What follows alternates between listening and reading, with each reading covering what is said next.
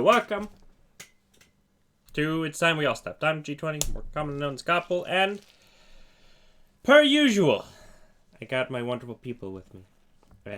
Zia is playing Arthur, Ingold Morgan. Hello.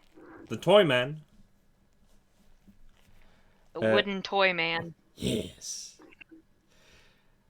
Kellen, who's playing the role of Vincent the Scar Malone. Hey, yo, how's everyone doing tonight? Former gangster extraordinaire. Allegedly. Michael, who's playing Malachi Zillman. Alaska, did you do your homework? I still need a know. I like to think of him as Gene the Younger. Just like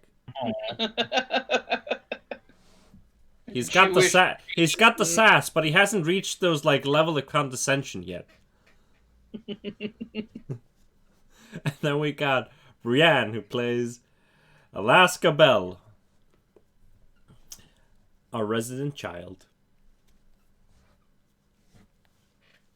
How are you guys doing? Oh, I'm just full of slime right now. Sorry about that. Piece of gelatinous cube. We're in the wrong game. Ah, that was a Murloc. Sorry, guys. I can't do a gel. Well, all right. So, we are just going to drop into it because we are a little bit later than planned. So we're just going to drop into things and start with increasing our luck and skills. And I'm going to start with Arthur because I also accidentally gave Arthur 2 cards of... steal this one away from you because you don't need 2. No. No. There. I like that it asked me, though. I could have just rejected you.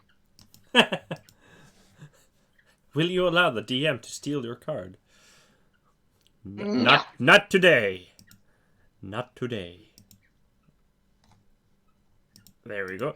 Alright, let's start with you, Arthur. Let's see what kind of improves you have.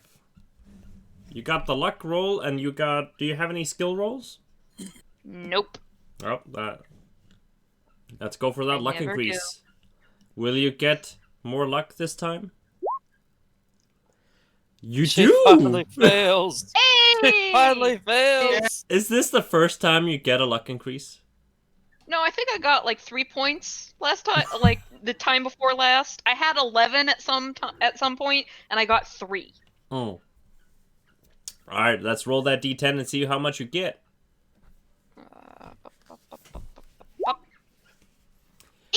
Oh, that's not bad. That's not bad. Oh, That's a 21. 21 is better A real than score 14. now. Realish score. Now someone's gonna try and die, and I'll have to save them again. Just gonna Or send... maybe I could use that luck to actually become a real boy again. Real old Boy. man. So we can start calling you Woody, right? Yeah, why not? All right. Listen, Arthur, you got a friend in me.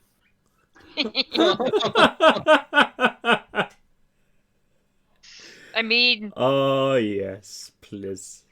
It's great. No, God damn it! I was sending to a friend of mine that I was streaming Cthulhu. The great old one is on my screen now. All right, let's go for Vincent. Let's see what you got to increase. Luck. Other than 'cause I didn't disappointment. roll. Yeah. All right. Oh. Well, you got an increase last time, and then you had like Yeah. 70 something in luck. So you know, at least Yeah. this is kind of expected. Malachi. He's got another stat as well. Oh. I've got a psychology. For psychology? Psychology. So let's check that first. Very Never mind. psychological.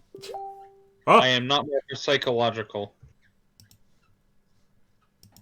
you thought you were, but it's all hot air.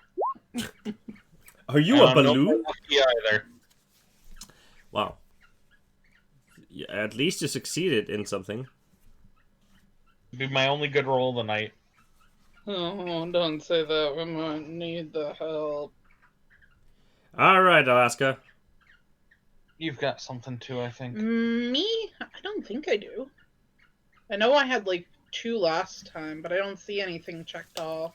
Never mind. I'm stupid. No.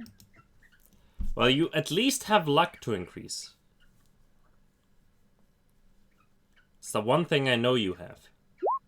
Do the thing. Congratulations! No increase. Oh my god, I just noticed. This is gonna harken back to like ye old times, but I have a file. Like one of my sources on OBS is called Richard Shirtless.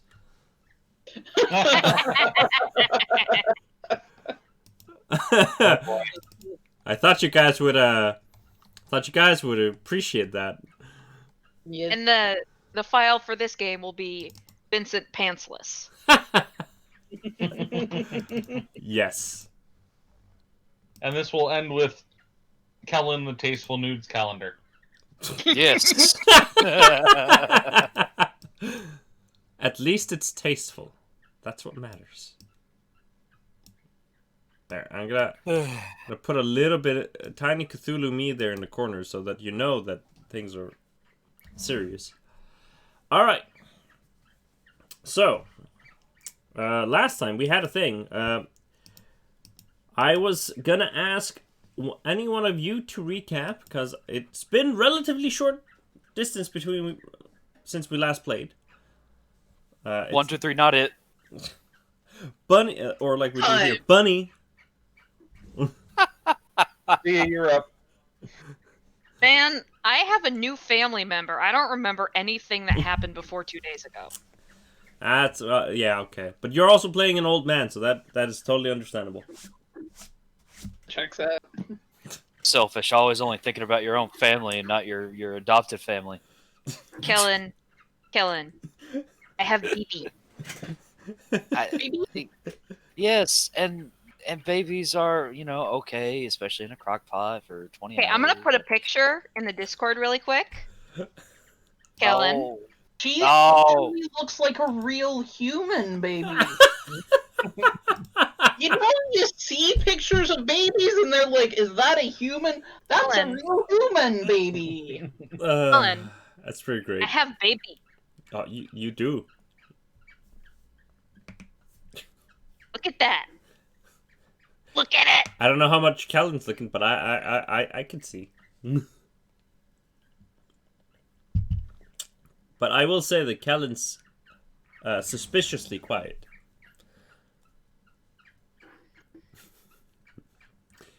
But while Kellen's processing that, let's go to Bree.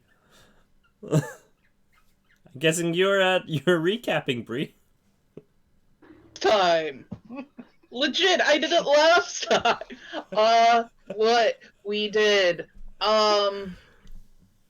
We left the room, and so half the party got sucked into a side room. There was a sketchy guy there.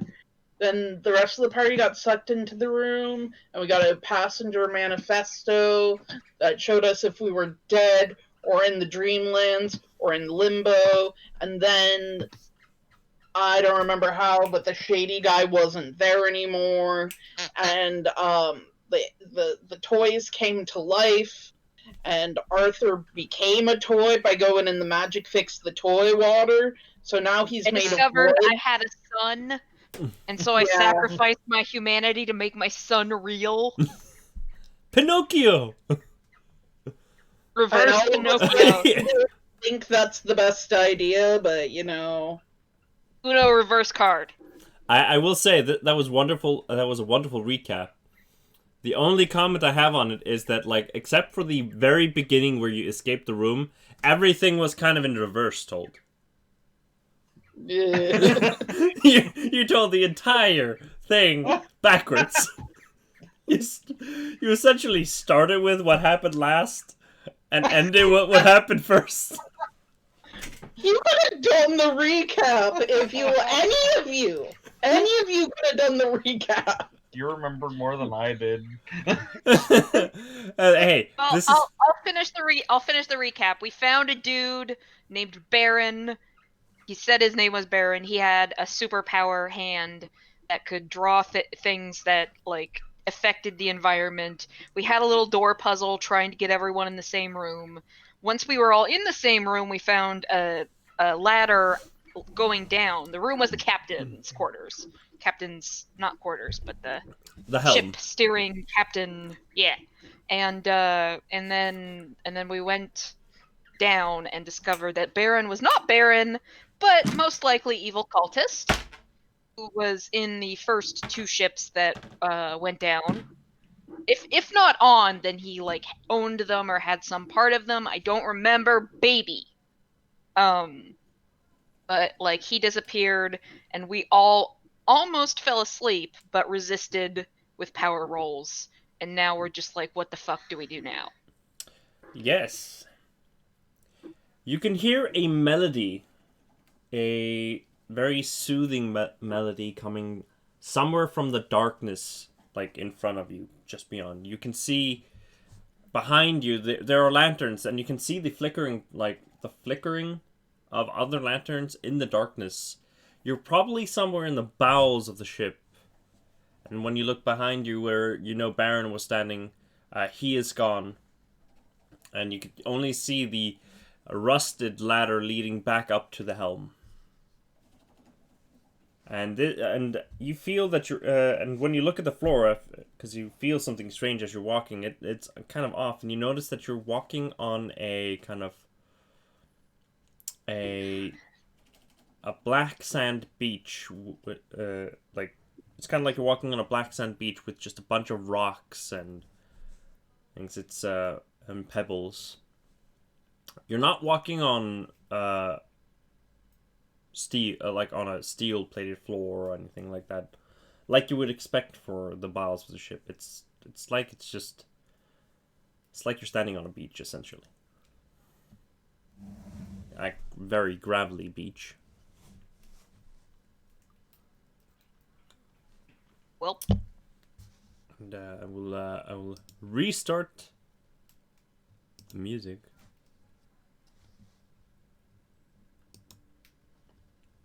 The first song is literally called Sleep. So, you know, that was accidental. So, what do you do?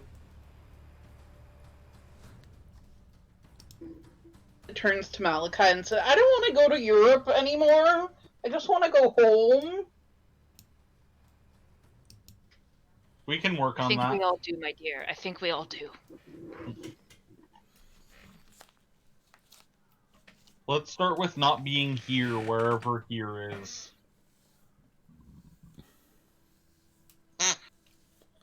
Yeah. So you said we're on. You said And I we're on a hold beach. I thought that was the music from Titanic. Just the first couple of bars of My Heart Will Go On. It is very like pan flutes. I have the rights for this. I'm sure you do.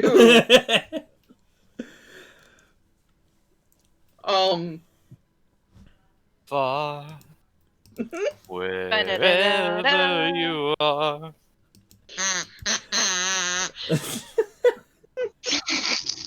God. Oh yeah, is Harold with us? Yeah, Harold is with you. Yeah, I'm holding Alaska's him tight. Alaska's got a firm grip on that bear. He's like deflated for a moment, like. I'm not strangling him. Well, he's a squishy toy. He can take it.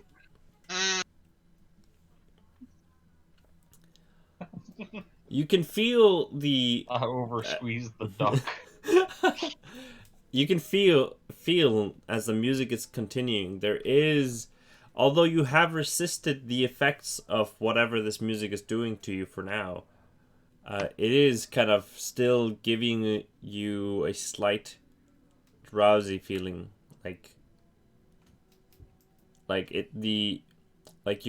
while you are not affected currently, it's like your psyche is actively combating falling asleep.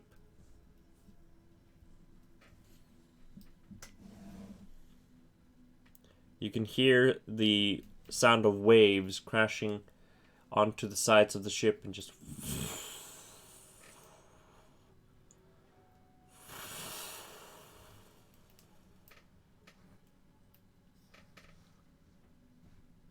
Anyone else feel like a nap? What is the ocean like? Normal colored, or is it like You can't see it. the same you can purple color? You can't see it. You just hear it. You're essentially you're standing in the bowels of the ship in essentially what looks kind of like a long corridor with just in darkness with a few lanterns with just faint light coming from them, and you can just hear like the music and waves hitting the sides of the ship. And Spot hidden? yeah, you can spot hidden. Oh, a spot hidden. I was gonna ask if I could do like a perception roll of some sort. That's called spot hidden and not D&D. You can definitely do that. Let's see. Can I use my D&D stats? That I will have to decline. No. Oh, okay. That is. Nice. I don't know why you're complaining. You get a check mark. That there's at least that, and probably I'm something super more. excited. So, What do I spot? as you and Arthur kind of look around, just kind of as you're standing there, you kind of crouch down and begin to kind of feel the sand like between your fingers, and it's coarse, like rough, and and you notice that like it's not dry, it's a little bit wet. And as you like kind of put your like fingers kind of deeper into it, you can feel there is like algae or something underneath it, like ugh.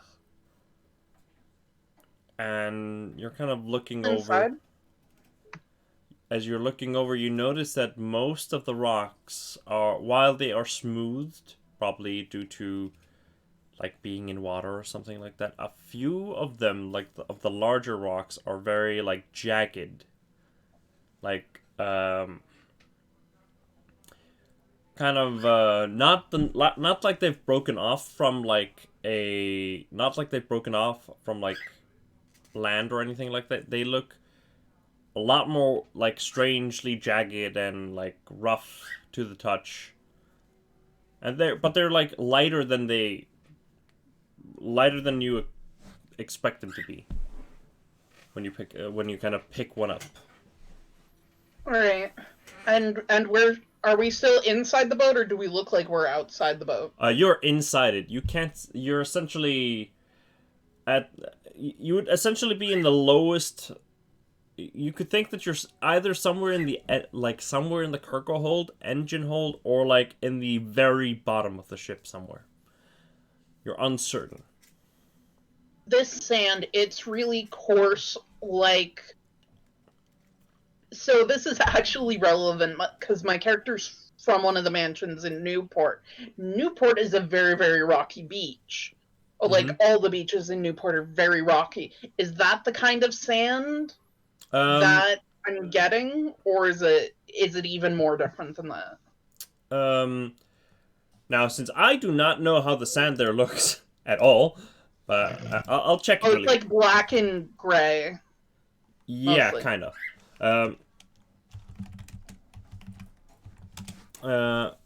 Let's see.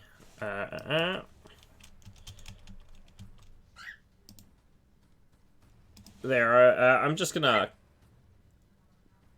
Yeah, it's essentially like when it's not wet, it's like more grayish, but I have here an image that will kind of give you a better idea. It's kind of like Icelandic black sand.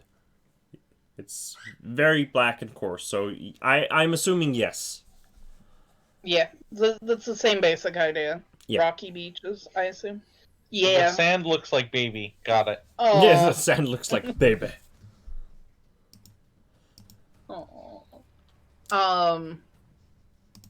So so I reach down and I touch. Well, you said it was kelp. Yeah, algae and kelp and like Okay. stuff like that. But so it's damp. Do I feel water as well? I haven't felt it yet. You do feel like you could put your hand further down, but you haven't felt like there's water like right now. I put my hand a little further down. The further down your hand goes, the wetter the sand gets, and the more algae and you begin to feel like you grab something that's decently big, and you just notice that it's probably a shell or something like that. So it gets. Do I feel like the shell is moving, like there might be a hermit crab in there or something? No, it feels empty. Alright, then I guess I try and pull it back to the surface. You pull it up, and it's a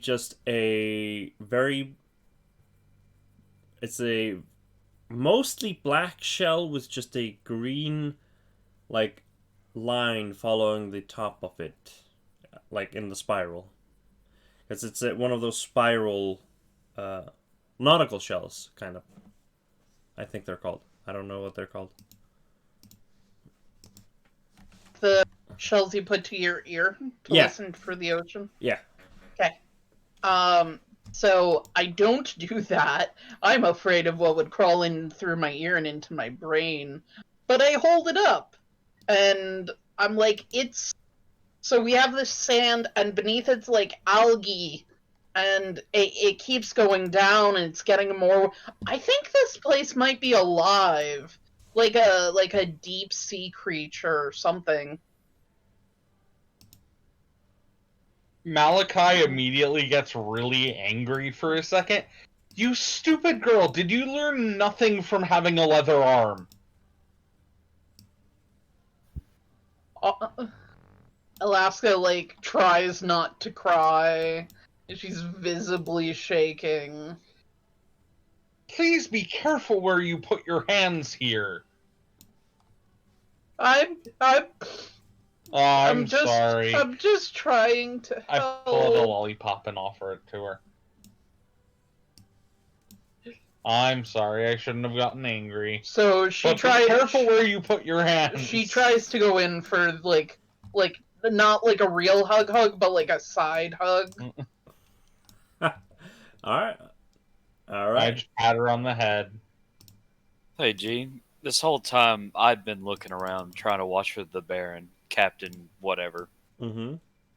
I'm just, like, that's why Vince is being as quiet as he is. He is, like, on high alert looking around for him. Okay. Not that he necessarily sees him, but he's looking for tracks, trails, anything. The one thing at least that you do notice immediately is that, like, there is really no, like, when you're talking between each other, you kind of have to talk loud, like, louder than you would normally do. And roll for me a spot hidden just for the heck of it. Whoa! Well, that's got dust in my eye. Oh God! Oh no! That's a lot of dust. That might be worth pushing. Well, he can't push a crit. fumble. Oh, that I did not know.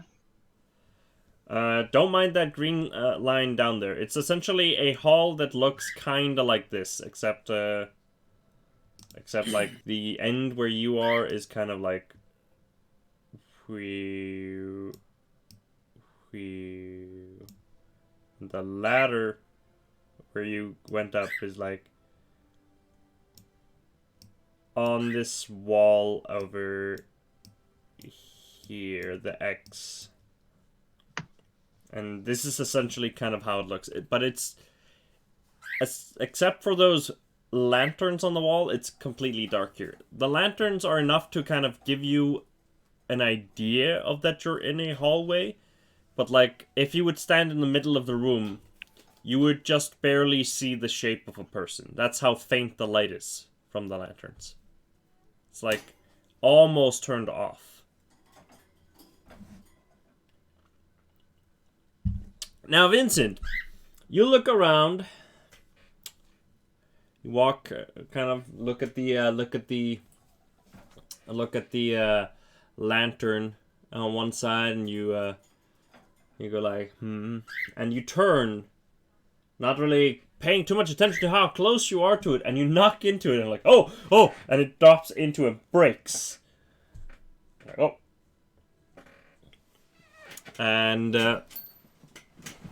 as you're looking, it's a lot darker in here now. They can't see you as you stand next. Those that are close to the wall, on this side here, on the left side, would not be able to see. Like, you can't see those on the left side of the ship. That's But other than that, you guys are fine. If you could be fine in this situation. There is a path forward as you are just examining your surrounding area. Is there anything you want to do other than just look around here? But the ladder up is still there, by the way. It is not gone or anything like that. I already rolled spot hidden, so I can't think of anything I could do besides that. Let's check the skill list. I don't... Arthur is not, like, what is woodworking gonna help me with here? I mean... you could make a wooden pole. I don't know. For what? Mark the area! Does anyone want to play tic-tac-toe? But yeah, there are, from what you can tell, with every, like, 30, 40, or 50 feet, it's hard to tell with, like, in the darkness, but, there should be another set of lanterns, like, somewhere between 30 to, like, 60 feet in front of you. Okay, can I roll a listen to see if I hear anything besides the ocean in here with us? Yes, roll for me a hard success. I failed. You begin listening, and the only thing you hear is the ocean and the melody being played. Can't really tell where it's originating. It's the darn wooden ears. Yeah. Ever since I got those wooden ears, I can't hear squat.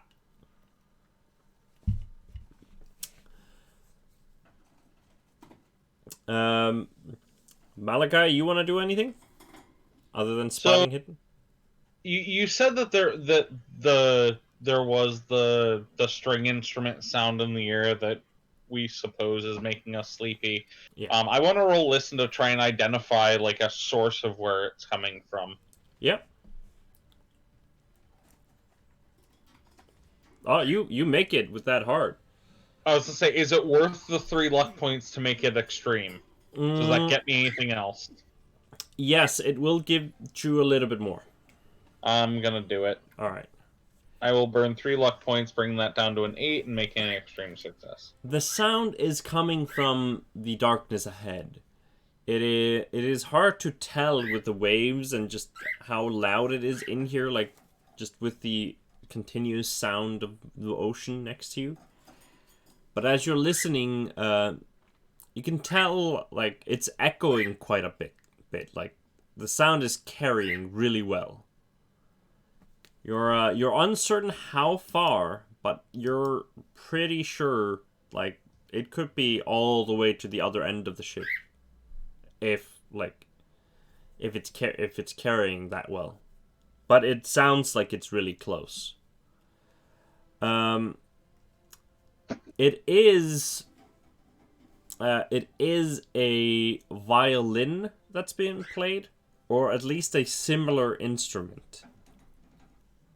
It is very likely that it's a violin, at least, from your experience of listening to music and stuff like that. But there is one thing you do notice, other than that, is that you notice that as the melody is being played, you hear faint whispers. You can't tell what they're saying or what the words are. But there's definitely something whispering in beat, essentially synchronized with the playing. As if with every like stroke of the string, like up with the bow of the fiddle, like the whispers kind of follow in tandem, making it really hard to hear it. So I will share with everyone that I've got a pretty good bead on what direction the sound's coming from. I'm not going to mention the whispers thing because I don't want everyone to panic.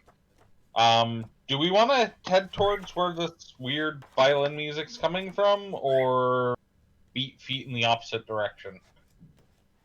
I mean, I feel like if we leave the music, we might have to make more power rolls later, so we might want to like Reconnaissance.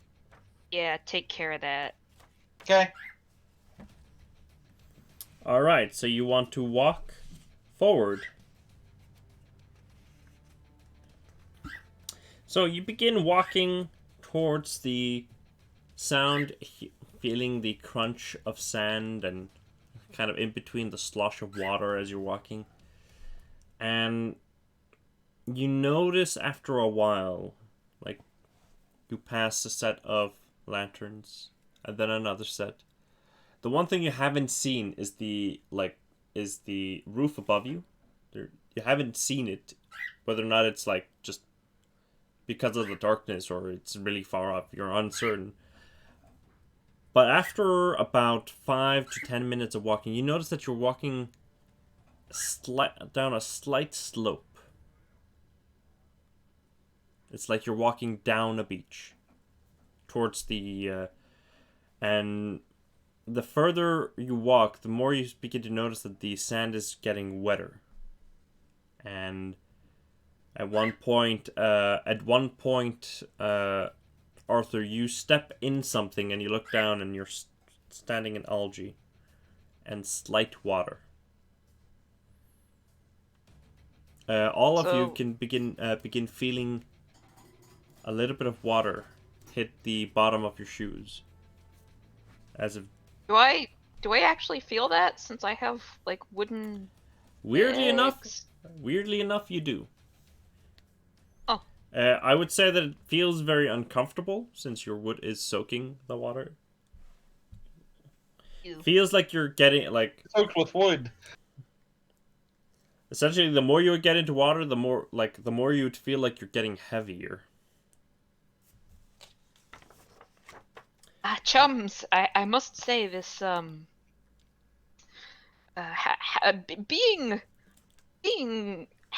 my current situation being made of wood, this water is not settling well in my wood grain.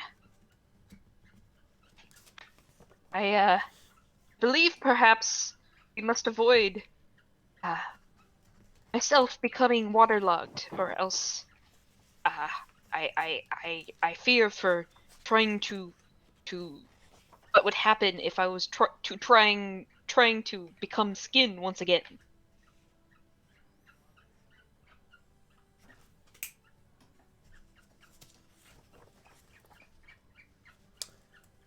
Drums? Hello? Oh, did you just drop out? Can you hear us? Yeah, we can hear you. Okay. No, hear we've you been now. talking for the last like couple minutes. Oops. I've asked like 3 times, can I pick her up? Oh, Pick who up? Arthur. Oh, he's still human-sized. Yeah, but he's not human weight. That's true. I would say, like, yeah, you could probably pick him up, but he's, like, pretty hard to hold. Mostly just Listen. because he's pretty A big. sword. I can pick Arthur up if anything. Yeah, between me and Vincent, we can carry him. Carry him I like just- a ladder. Ah! Well, even better, fireman's carry. I'll put him on my shoulders and carry him like that. All right. Oh, I suppose we're doing this then. Oh, As you're oh, walking, yeah. as you're walking, you hear the like clack of wood, like hitting it, like wood hitting pieces of wood hitting each other, like click, click, click, click. Gets slightly annoying with each, like, the longer you walk, but you know, you make do with it since you're holding Arthur. Remember, if a big monster shows up out of nowhere, I need you to go stiff as possible because you are becoming weaponized. Vincent, I don't know how sturdy I am like this. It is quite possible that I might break in half if you attempt to use me as a weapon. Arthur, would you trust me? Eh? Arthur is completely silent. Oh, Arthur, he's anybody? just planning for an opportunity to swing you around. Oh. would you Laugh please and stop groan. this? Would you please stop? But so Okay. you continue forward, walking, and you begin noticing these erratic, like it's like the room has slowly begun widening, and the water level is rising a little bit with each step. The music hasn't gotten louder or anything like that, and as you continue into the room, you begin noticing these kind of large jagged rocks coming out of the water, just in odd shapes. The further down you walk. Splash, splash. Yeah. You listen as you get further into the room until you get about knee height deep in water. For Alaska, that would probably be somewhere around waist. Yeah, probably. The water is murky. Again, and when you look into it, even close to the lanterns, close to any sorts of light source, because Vincent, you're holding a torch, right? You would have been torched up. Yeah, in my left hand, I can hold it out in front of us. Yeah, you would not, you could see your reflection in the water, but you couldn't really see more than maybe an inch or two into the water when you look into it. Alaska would be the first one to notice that, since she's so close to it. Like, you can't see your feet, but you can feel that you're walking on mostly rock by now. Just to clarify, Alaska, again, she grew up on the water. She's used to being in the water. She would know, especially in water you weren't familiar with, that you were, like, edging a toe into. Also, is there any sort of current in this water? It seems to be kind of, it seems like is some sorts of current in it. It's moving slowly up like the beach. You know, when like a small, like when it's when the it's like when the seawater's rising a little bit, you can feel the water kind of slowly move forward, like tiny waves. It feels slightly like that. You're not standing in still water, at least. It feels like the water is moving by some wind that you guys can't feel. Because guys can see the water like rise a little bit when it's moving forward, and then come Does the back. music sound any louder, or like can I better direct where we're going? It isn't getting louder.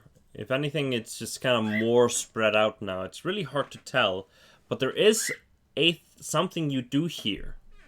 Continuing your listen roll, since you rolled really well. You hear, as you continue walking forward, listening, a groaning sound. It is coming somewhere in front of you, somewhere in the water.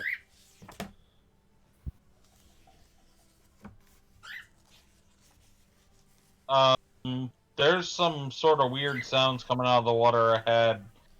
Alaska, do you want to stay behind me or up on my shoulder? Your pick. Up sounds good. And instead of like waiting for him to pick me up, I'll start climbing up. All right. You just... The groaning sound continues, and now, after you've kind of pointed it out to everyone, you all can hear it.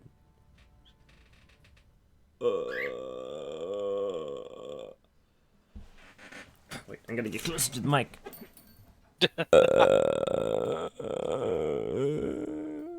Someone had Taco Bell yesterday. That is the sound you hear. And it kind of continues, like, it doesn't stop. There's like a slight pause in between groans, but it's there.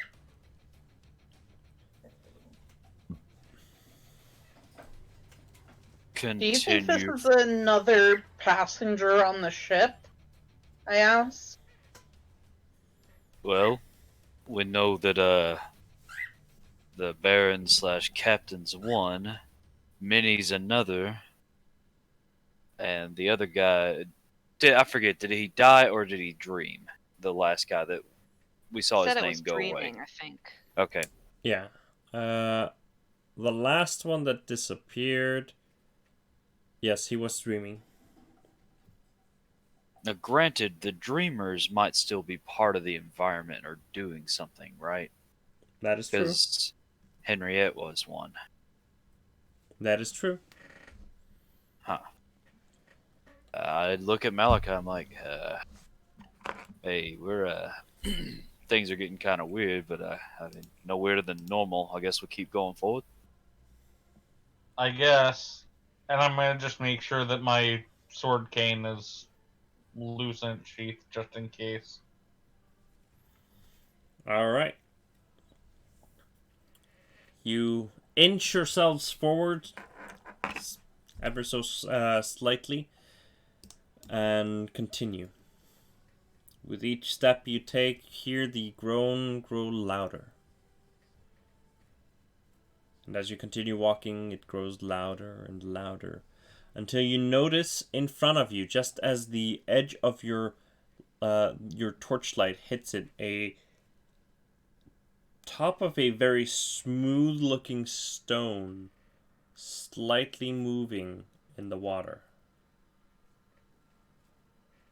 swaying back and forth.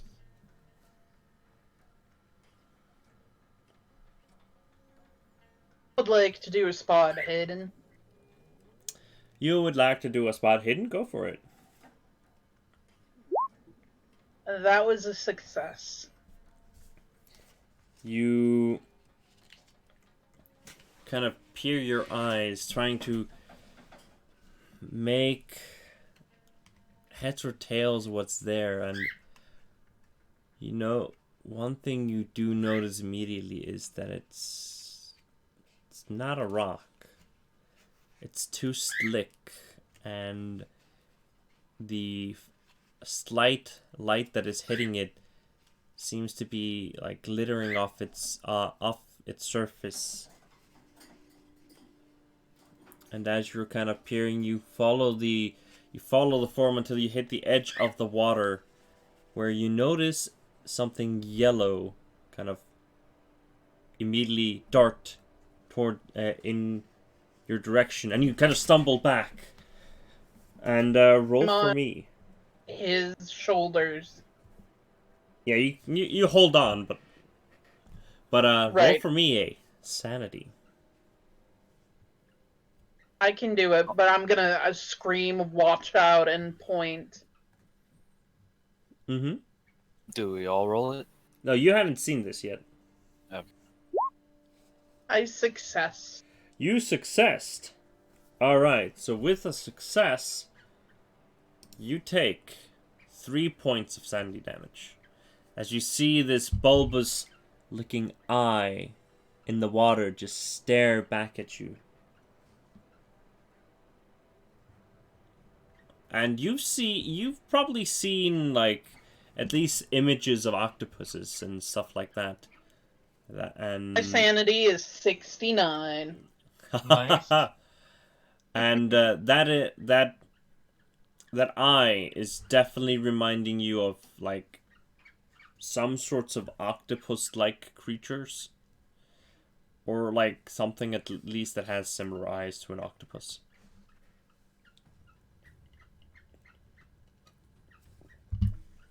How much I articulate that, but I scream and I point.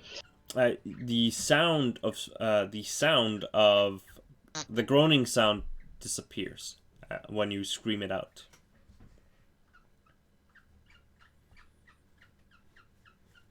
And this form in the water just stops, completely still.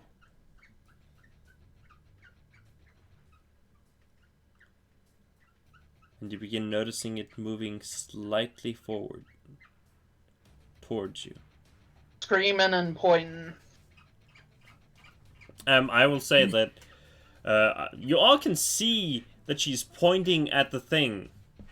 Well, I can't because I'm over Vincent's shoulder. Oh, that is very true. Well, I mean, you can look forward. Yeah. Do you want to? I imagine, like, you know, sort of like fireman's carry. Like I'm over your shoulder, bent at the like I'm face down. Well, I mean, yeah, but that doesn't mean you can't turn your head to the front. How? Just pop it off. Hand it to Vincent. Bloop! I would like to see that happen. No, thank you. I would like to not die when I not wood anymore. Here, I will show you exactly what I'm talking about. Why are you trying to get me killed? This is a soldier fireman carrying exactly what I had in my head when I was saying that I would put you over my shoulders. Oh, I Oh. thought you meant only on one side. Nope. I had you up Oh, damn it. and yep. Over both. But Yeah, that really requires Arthur's arm to be able to bend like that. That's true. I am not. I'd be able to bend it, but I would not be able to like curl my waist like that. Yeah, probably Like, not. It would I'm be all straight lines. a very clunky way of holding him. It would be possible, but not very really clunky. It would probably also hurt me. Mm-hmm. Yeah, it would be really uncomfortable for Vincent's back as well. But you can see forward if you want.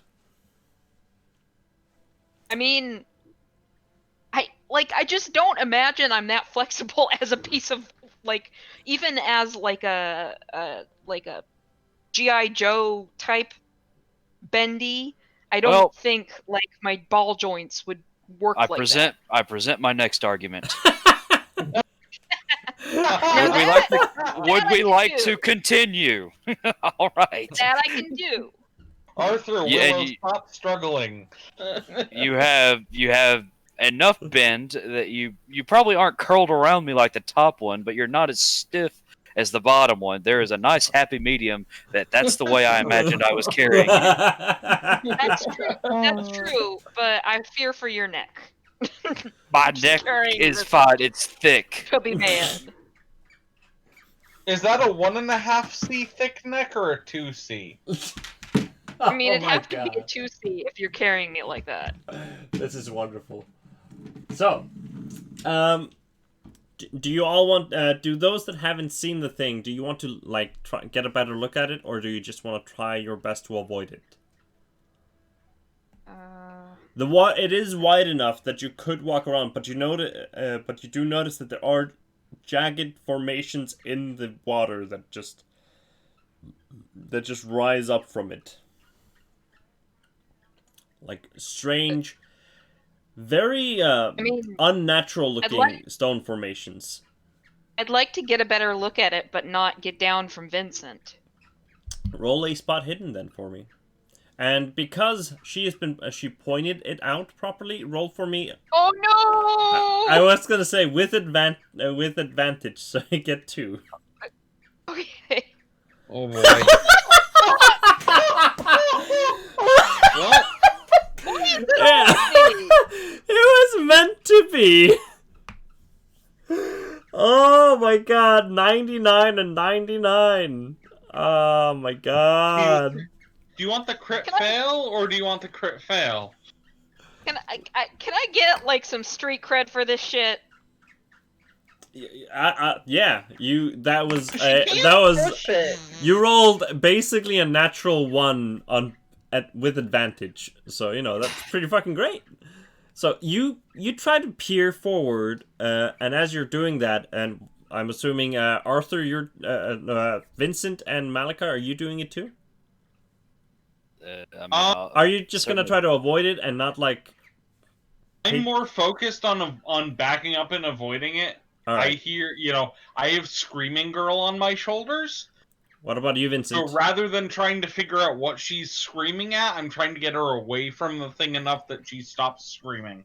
I'm the look for the threat type and prepare to do whatever I gotta do. So you do spot hidden for me, Vincent, while Malachite roll for me stealth. So hard. If you have swim in any like above 50 in this case, I'll give you advantage on the roll.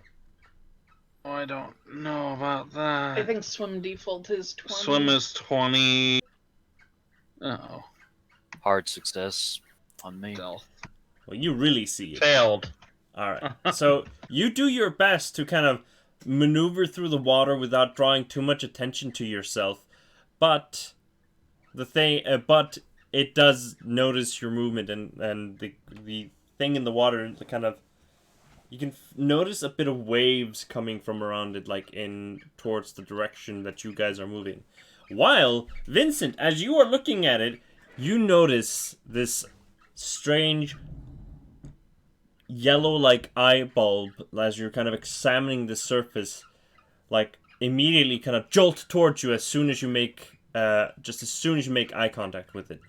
It's just like, as soon as you look at it in its eyes, it just jolts towards you and stares directly in your eye, and you kind of instinctively take a step back,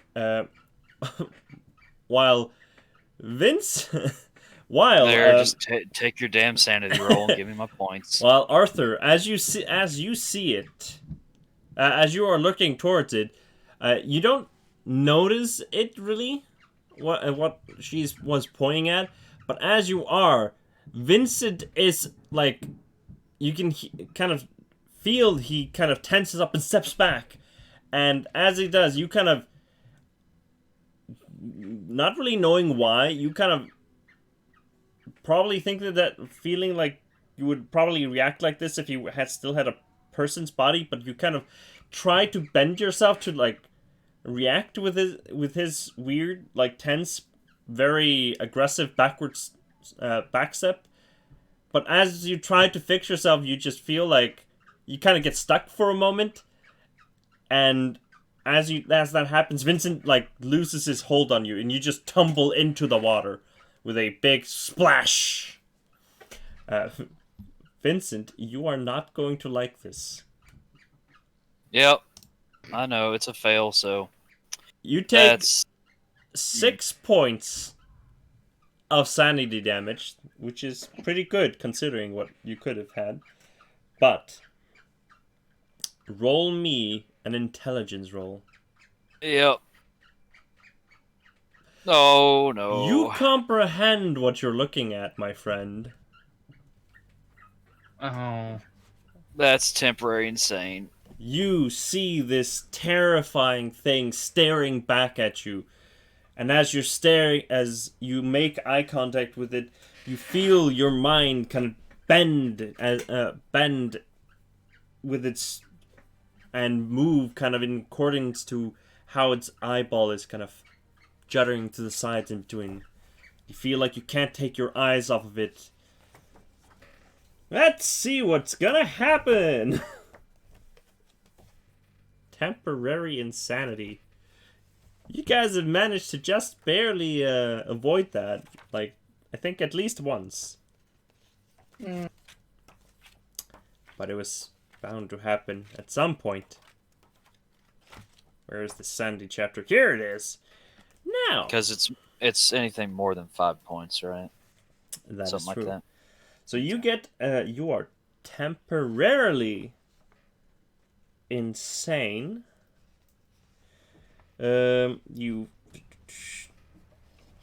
Which means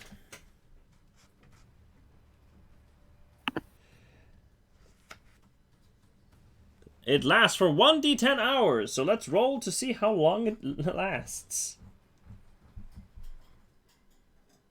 Is it 1d10 hours if it's outside of outside of like a situation like this? It begins immediately and lasts for 1d10 hours. So, like, as soon as it happens, it just happens.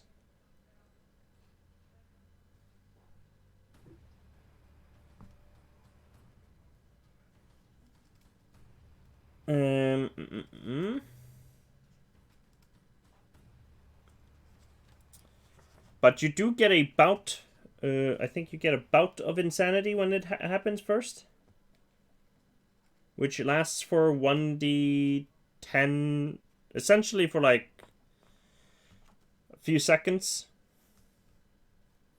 So, let's start by rolling a. How many rounds you are experience a bout of insanity? Oh, okay, 1 round. Do me a favor, and the temporary insanity will last you for 3 hours. And Kellen, you roll for me 1d10. I'm actually going to click on something. I'm curious about what this button does. The Bout of Madness button actually works, if that's what you were asking me to do. Oh, you faint. Oh, shit. Oh, fuck. Okay, I did not know that. So you faint for 6 Yep. rounds. It's right there. Bouts of Madness, real time. You click on it, and then it happens. All right. So, I am going to amend one of your background things. I will not say out loud what it is.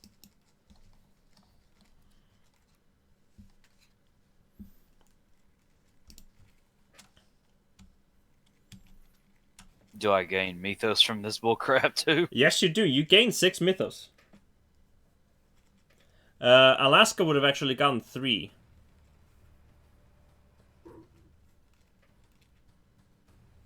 Alright, so.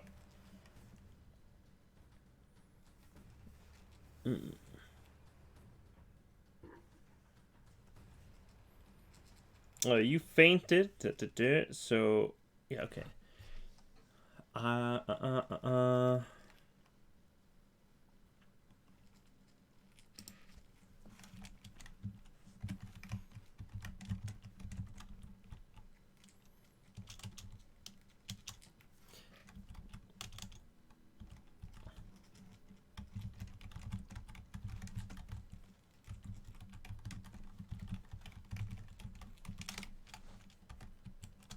All right, I added it to the. You should notice that I put a.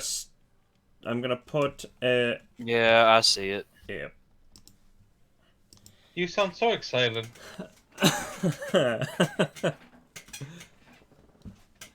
So, all of you notice as you hear the splash of first of Arthur, then a secondary splash quickly follow, and Malachi and Alaska, your vision is quickly pulled towards them, and you see they're both below the waves.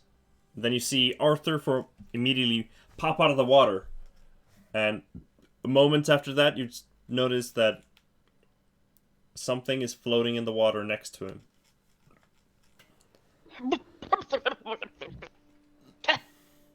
Arthur, you can quickly notice that next to you is just an unconscious Vincent. Just when you look into his eyes, they're not closed. They're just like vacant as you look into them. Okay. Vincent! And Arthur slaps his cheeks. My boy! Wake up! Wake up! As that is happening, And, the thing in the water is moving slowly towards you, Malachi and Alaska. So you attempt to sneak more. You're gonna try to adjust your course, kind of behind a few of the rocks.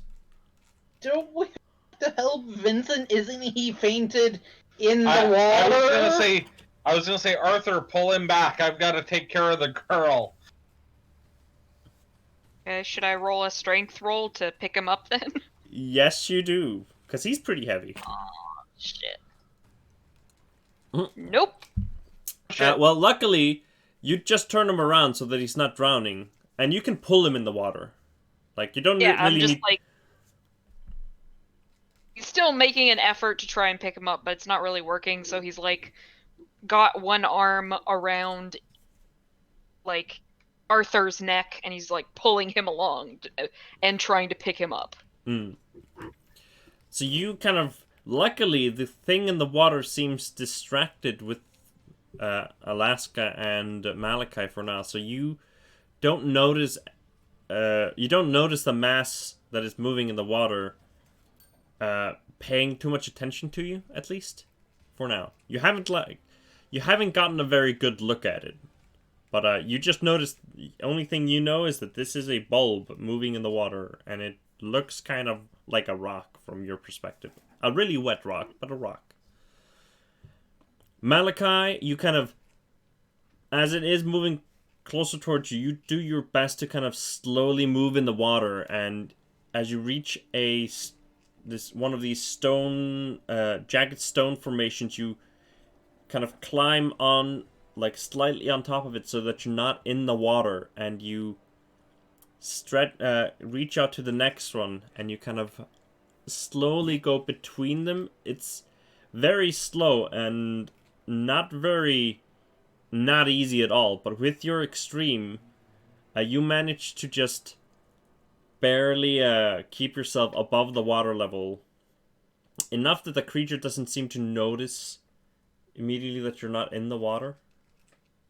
And the only thing you see, because you're not looking really at it, especially after, like, Alaska pointed it out and just screamed, you can sense that it's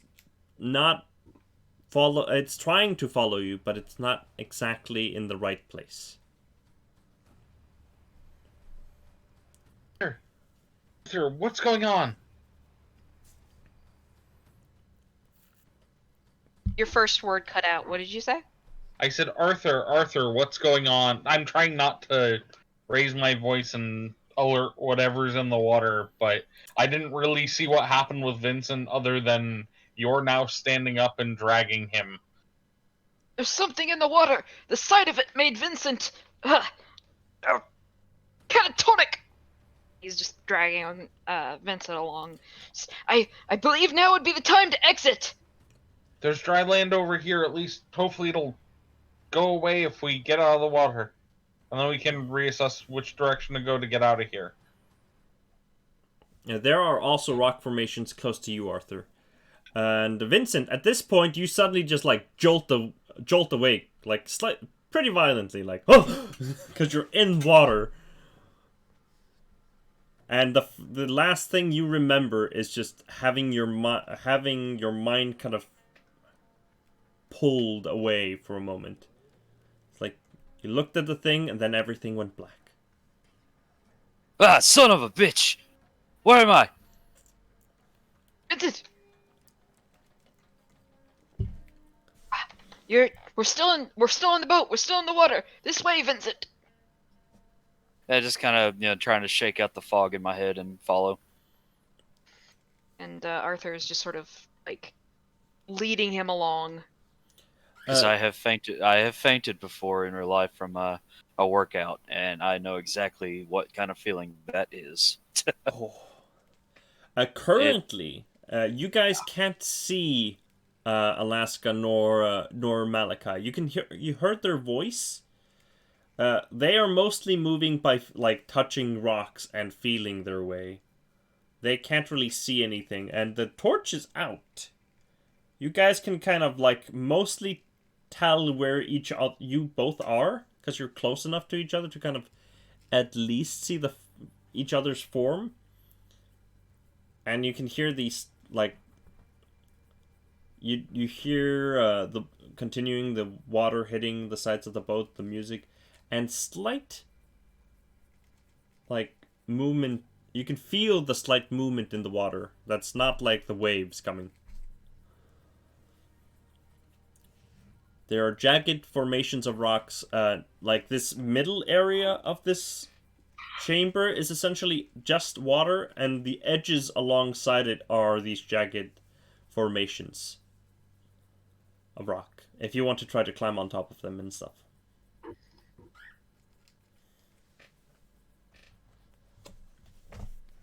I mean, might as well get out of the water, so...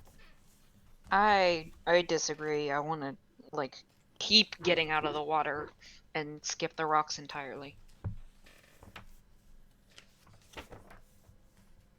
So you are going to continue forward? Yeah, I'm going for the shore. All right. Do you want to do it like try to draw as little attention towards you as you can, or like are you just gonna rush? I'm neither. Like I want to do it normally, but not in a rush, not like sneaking. So you want to like kind of sneak through it? Not really. I just don't want to rush. Okay. Like, is there an in between those? It's I'm mostly wondering like are you? It's mostly to wonder whether or not like it is reacting to you moving.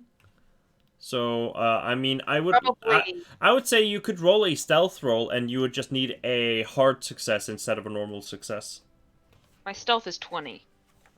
So I guess just act like I'm not sneaking. Yeah. You're just trying not to draw attention to you as you're moving, essentially. Because like if I rolled stealth and failed, that would have consequences, right? If you fumble, it would have great consequences. What about a normal failure? Say a normal failure in this situation, it wouldn't really change anything. Like, because like if you wouldn't roll the stealth, it would still give a result similar to the fail. Well, I still failed. All right. Well, what about you, Vincent? What are you doing? Are you trying to move through the water, or just gonna go to a stone formation? Well, right now, still foggy-headed and everything. I am just following Arthur because he's the only one I can see. All right. I know there's a thing back there to deal with, but at the moment, my head's not clear enough to deal with it. Do you want to roll stealth, or do you want to just follow him? He's not clear enough headed. Okay. He's gonna be stomping through. Okay. You hear behind you the sound of the moaning again, just the groaning, and just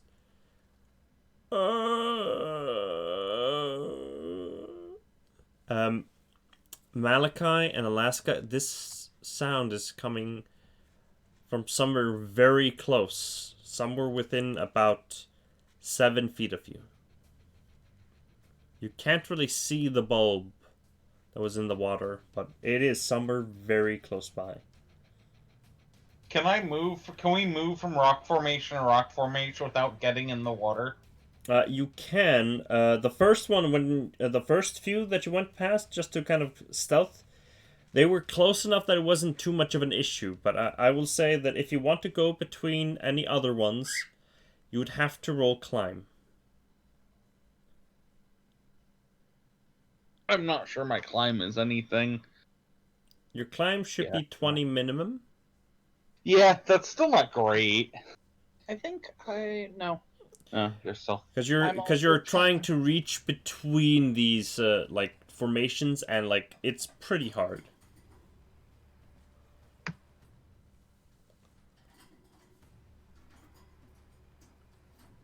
You could also just lay low for like a moment, and you're not in the water or anything like that. So I would give advantage on this if you want to just wait there and just stealth.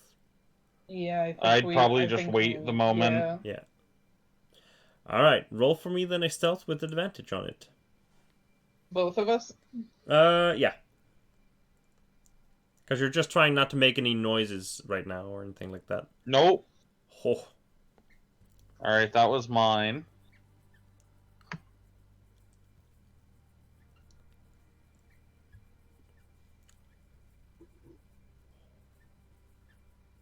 A success.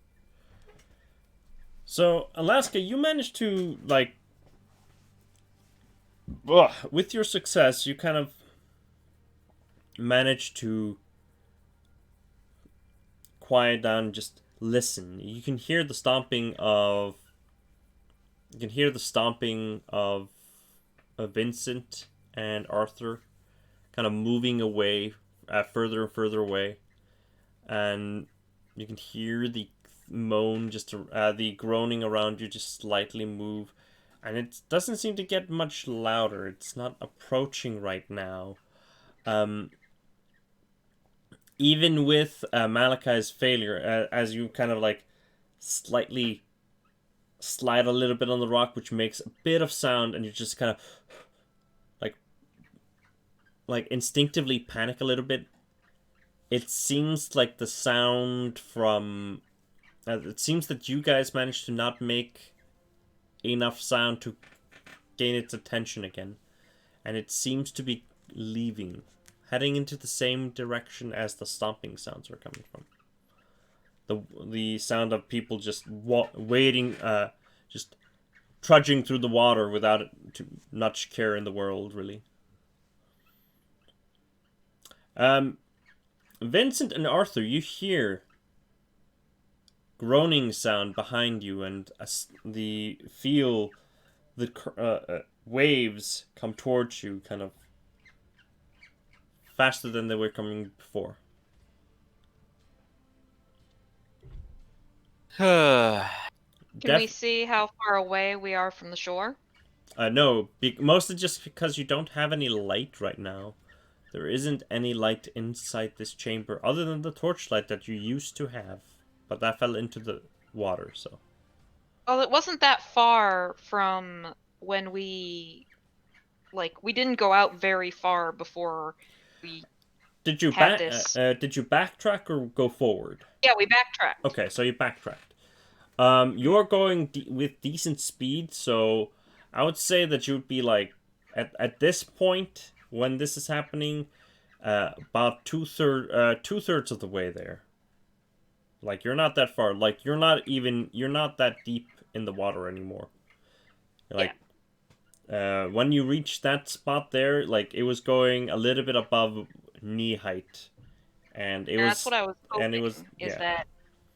That's what I was hoping, is that if we got to a certain point in the shallows, that it would either be like visible and like kickable, like just football kick it back to the other end, or like just stop following us. Do you look around at all? Look back to see if you can see anything, or do you just No. continue? Okay. Just continue. You continue forward, and you manage to get out of the water, kind of, and the groaning is still there behind you, and you begin hearing splashing sounds behind you. Okay. Then I look. You see a singular yellow eye behind you, about what you would expect to be 30 or 40 feet or so, staring back at you with this singular black pupil that looks very unnerving, but you remember seeing it before in your dreams on some of those fish creatures that you made for as toys. Roll for me and sanity roll.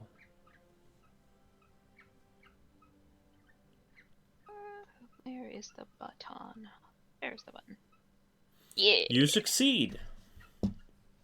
As you look at it and you feel something just afflict your mind, you kind of try to shake it up. Oh, and you take 6 points of sanity damage. Roll for me. It's fine, I still have 61. Oh, actually, one thing I did. One thing I think I just realized now, because this happened again, is that I think once you can't ignore the supernatural anymore, you can't. Can you deny it still? But you feel this just thing grip your mind in some twisted way, and you gain a temporary insanity. Why? Five. Because you took Sanity points. more than 5 points. Really? Yep. But I'm so sane. It's Aw. That's why it's temporary. Yeah, that's why it's temporary. it's Okay. the same as like it's the same just stat wise to compare it. Cthulhu, even if you succeed against Cthulhu, you still take a D20 and you still have a huge chance to get a temporary sanity, if not indefinite. Okay. Am I rolling bouts of madness? Yes, roll for me bouts of madness. Okie dokie. This psychosomatic Okay. disability. Uh-oh. Okay, which one am I losing? Let's roll a D3, just a D6, and like counting down. So 1 and 2 would be blindness, 3 and 4 deafness. So you're deaf. You suddenly go deaf from no sound. You can't hear the waves, music, the splashing of water, not even the sounds of your footsteps. You are temporarily insane for 6 hours. Aww. And you gain 6 points of Cthulhu Mythos. That brings me up to 13. The unknown is coming for you, I guess. Wait, I was gonna check out a thing here really quickly. Whether or not you could do a reality check.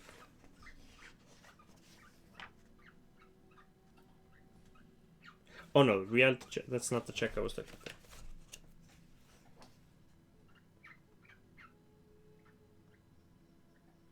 for. Okay, no, okay. Doesn't matter. But yes, this eyeball is slowly getting closer to you. And then about 10 feet away from you, as you're still kind of backing away, fully out of the water, it just stops, staring at you. As both So you and Arthur- Vincent are just standing there at the edge of this shoreline, just... Arthur yells to Vincent, "I've lost my hearing! Perhaps you could ask it if there's any reason it is following us."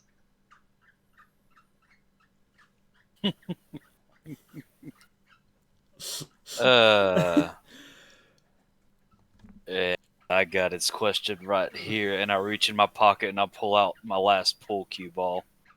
Wait, Vincent! It is No. possible. It is possible that violence isn't the answer. And I turn to the creature and I go, I cannot hear you, but I wonder, are you friend or foe? Vincent, you Looking hear at a... him like, Vincent, you hear, and your hearing returns just soon enough to hear this. And you notice that something moves in front of its eye for like a moment. While this is happening, let's jump quickly to our other duo, the teacher and student duo, master and servant. So, Malachi and Alaska. The groaning sound is completely gone by now. I hear Arthur asking if it's friendly. Yeah, Are he's we- shouting.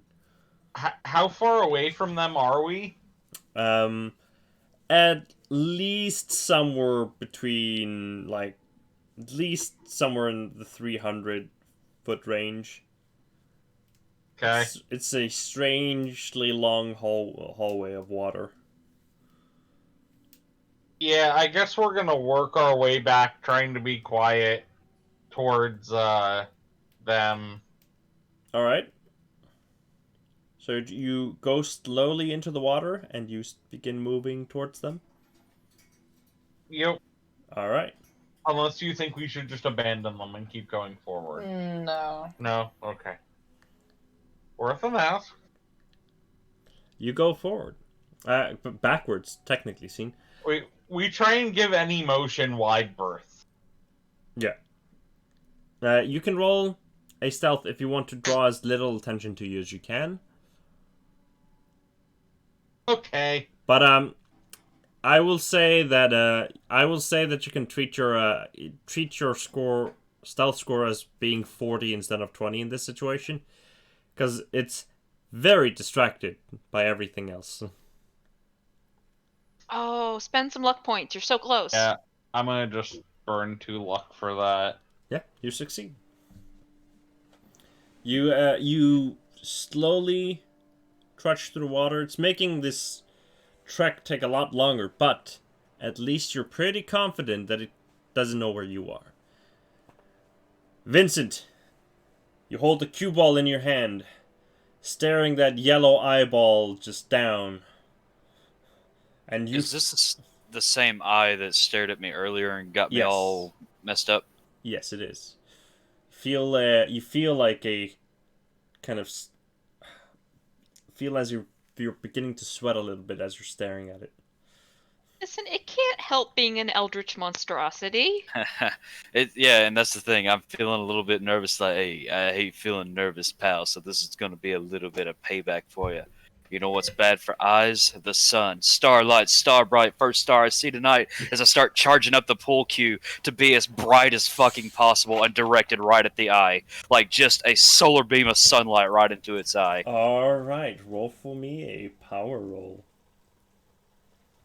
You're just sending a solar beam into it. Are you Venusaur? Yes. No, I'm using solar flare from Dragon Ball. Oh, yeah. There we go. Anyway. Extreme. Oh! Nice. You see, You've blinded all of us. ironically, this is the 8. And you hold it, just having grabbed a random one, holding it. You see this black ball with a slight white around the 8 begin to turn white slowly. And the cracks in the paint on it and the paint begins to form cracks as light begins to burst from underneath it. And suddenly the room is filled with light as a slight beam of light goes straight forwards towards the eye. And I will, in fact, try to resist it for this creature. I need to quickly roll one thing though.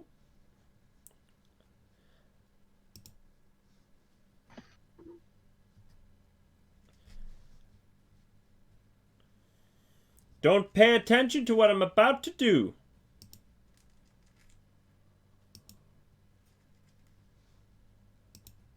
I paid attention to all of that. What was it? Shit. You know you have GM roll, right? I did that. It's fine that you see it. All right. I just needed to. I just needed to see that for like for a second. And let's. He's attempting to intimidate us. It is going to, of course, attempt to protect, but what I am going to ask you to do, Vincent, you can choose how much magic you want to pour into this. I'm going to assign a random number of magic points that I'm going to put into it, and you assign a random one, and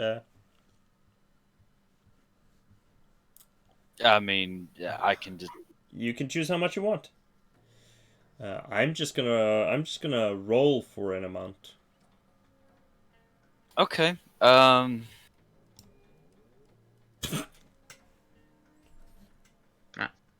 Okay, I got my number. How many do you use? 4. All right. As you pour all you can, and you feel a bit of fatigue grab you, but it is enough for the light to pierce through whatever this creature attempted to do to deflect it, and just blinds it. You hear a shriek fill the room as the creature begins to glow slowly with the radiant light that you just passed on to it, kind of like a disease of some sorts. And the cue ball is still the 8 ball still in your hand, continues to glow enough to fill the room. And now all of you, even Malachi and Alaska, you see that you're inside what seems to be a cavern with jagged rocks coming from all sides, and in between a few of the rocks you can see metal plates that have broken and are hanging from high above in the roof, or just slightly protruding from the walls. And in between where you could see those lanterns hanging on the wall, they were hanging on like some broken pieces of metal that may have been like candlesticks at some point, or something else, some makeshift way of putting up lighting. It is bright as a day in here for now. I will say that the light will last on the cue ball is going to last you for at least 4 minutes. And just to tell you how many points I used, I rolled a d10. I rolled a 1. Damn. Because it rolled high enough to successfully do something against you, but it didn't roll. So I wanted to see which one of you was the had more power put into it. I'll just consider that karma for it making me break my mind earlier. You see, So this is my payback. Do me a favor. Yeah. And roll for me, for each one of those magic points that you used, a d10. Okay. 1, 2, 3, 4. All right. You see it like its skin of this large, giant squid-like octopod. No, not a squid, like octopoid, some sort, just writhes in pain. Their tendrils just coming from underneath some sorts of like natural, like it's like a sheet made from like an octopus's like skin or something, and from underneath it from time to time protrude these tendrils, just with like this kind of sticky substance, something at least unnatural to you, just as it writhes in pain. You can see Alaska and Malachi behind. Malachi. At this point, it's really hard not to see this creature. You were slightly blinded for when the light still came first, but like as you open your eyes again, you can see this terrifying thing. And one thing you do notice, Vincent, is that while it has this one big eye in the middle, there are what seems to be like these hundreds of small eyes covering the lower body. All of them open, but lifeless. So, Malachi, roll for me the sanity roll as you're looking towards it. As you see this horrific creature in front of you.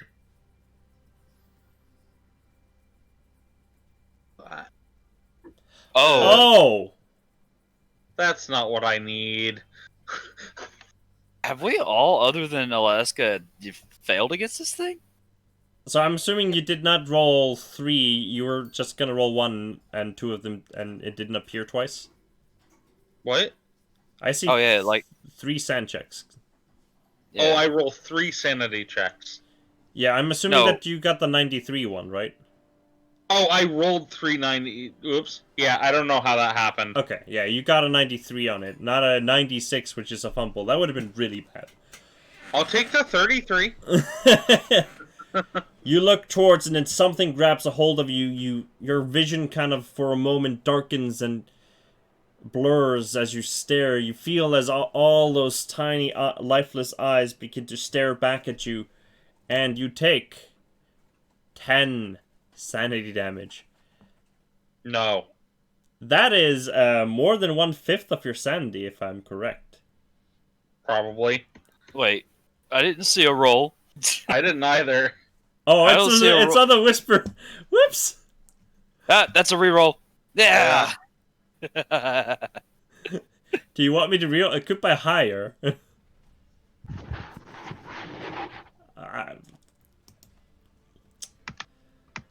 Alright, that would still, I think, be more like 1/5, because you have 45. 1/5 of 45. 5 divided by 45 is... No, 45 divided by 5. Yes, that's exactly a 5th. Oh, wow, that's on point. Call of Cthulhu pacifist run. So, you feel your mind crack under under the pressure of all of this. And, well, everyone apparently failed except for Alaska. No, Really? Arthur made it. He just rolled. He just got a lot of sanity damage. Oh, that's right. Yeah.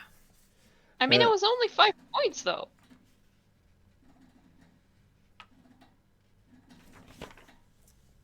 Yeah, but 5 points is enough for temporary insanity. 6 points, but 5 points is enough, yeah. Yeah, alright. Unless you... So, yeah, I found the rule. For some reason, I lost it earlier, but you can... even though you have experienced the very messed up world of Call of Cthulhu, you can still, like... Your mind can still attempt to defend itself if you want to, but then you would essentially be denying the existence of this creature. Oh, he does have to still roll his intelligence. This is mostly because Arthur didn't roll earlier, and I will say that that was just a screw up on my part. Yeah, fuck it, I'll accept it. Alright, you accept it. Alright, so. For 9 Cthulhu mythos? Hell yeah. I mean... Alright. Let's see. So you gain indefinite insanity because of this. And you will go into a bout of madness. So roll for me the bout of madness thing. The real-time one? Yeah, the one that should be on the character sheet, I think it is. Oh, wonderful. Mania. I have a new mania. Sweet. I was actually about... I totally forgot to change one of the Arthur's things. What of my things? Yes. One of your background things, he changed one of mine because of the. It's only a slight change. I mean, it definitely makes things a little interesting. It's not game breaking. Let's see.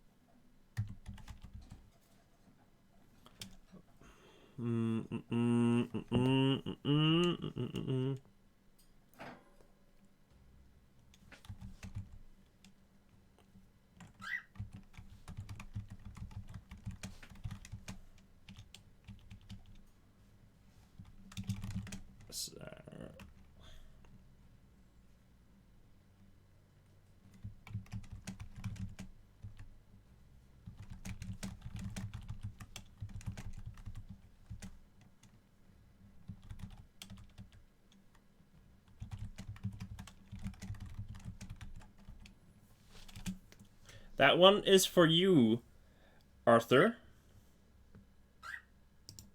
Where is it? It's in traits on your character sheet. And Malachi, you get a mania, so that is essentially the only thing I need to do to you. Let's see. I think we should... I'm going to quickly check up on a mania here. Just... Question: is the mania temporary just because it's the bout of madness, or does it stick around? It's like, I would say in this situation, let's see. Oh yeah, there's the real time and the okay. Harbour.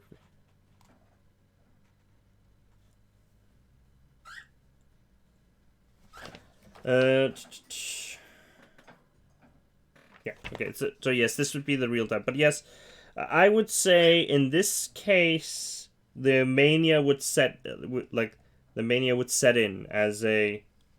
It would not be temporary. It was like the onset of it, where it would be the worst, would probably be during the bout of madness, but it will linger. Because of the indefinite, and yes, then because of the... he'd have to go through psychoanalysis to get rid of it, basically. Yeah, I would say, like, if it had been just a temporary, it would not have stuck around, but because it's indefinite. Cool. Alright, so since it's going to be on the indefinite side, just as something I would do, would there be one that fits him better than leaving it up to chance? yes, that is what I'm actually going to do. I was just looking for what it's called. Not mirrors again. What do you mean?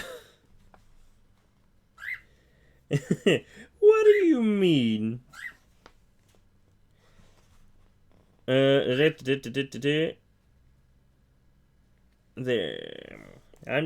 Talk amongst yourselves while I find it. I'm just finding the right name. I don't remember what it's called. I'm incredibly sleepy. Yes.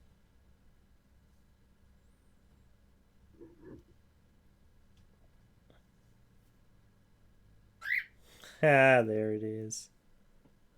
There it is.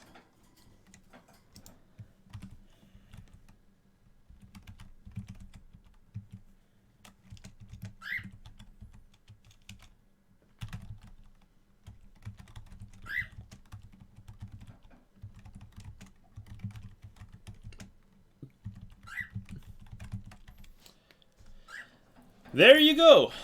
There, all of you have been dealt with.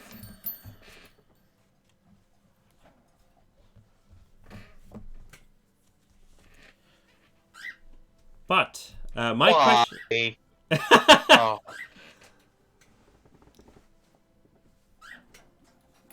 Which one is it?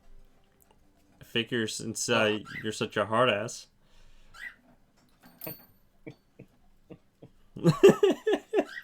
Is that a good one?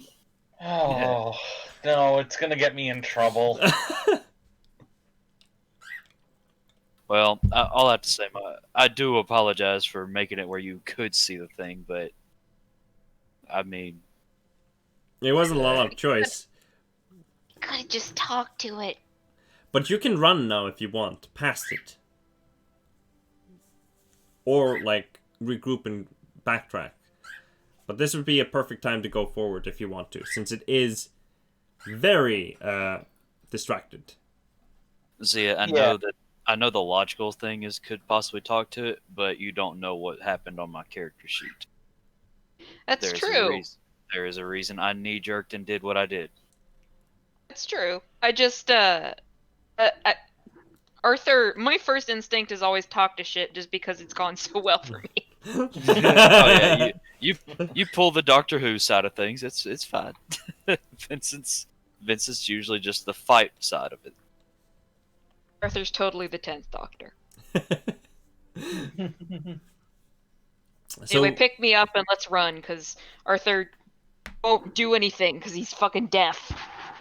no, you have your hearing back. It came back. Oh, I have my hearing back? Yeah, it lasted for like maybe Well, it maybe said 6 like hours, so. no, it's 6 rounds because it's real time. Oh. So it would have been for like for maybe Am I 36 seconds that you're deaf. Am I still temporarily insane then?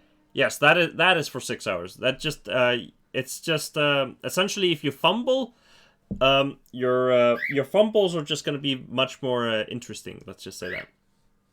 Okay. Not to mention, he could possibly throw hallucinations at us and stuff. That's some fun things you can do. If you would have gotten this sooner, I would have done a lot more of, spooky things. So my light's going to be going for about 4 more minutes, huh? Yes. So but the thing seems like it's in pain, whatever. Yes. Probably as long as the light remains, it might be that way. So in that case, Arthur will shout, now's our chance! And start again towards the water. What the heck? Oh, I accidentally apparently switched scenes, and I was just showing a black screen with a camera that's pointing at the ground. Hey, Arthur, get around and go towards Malachi and them. I'm going to keep it blinded for now. The light is lingering on it, like on your cue ball and on it. It's like it's spread.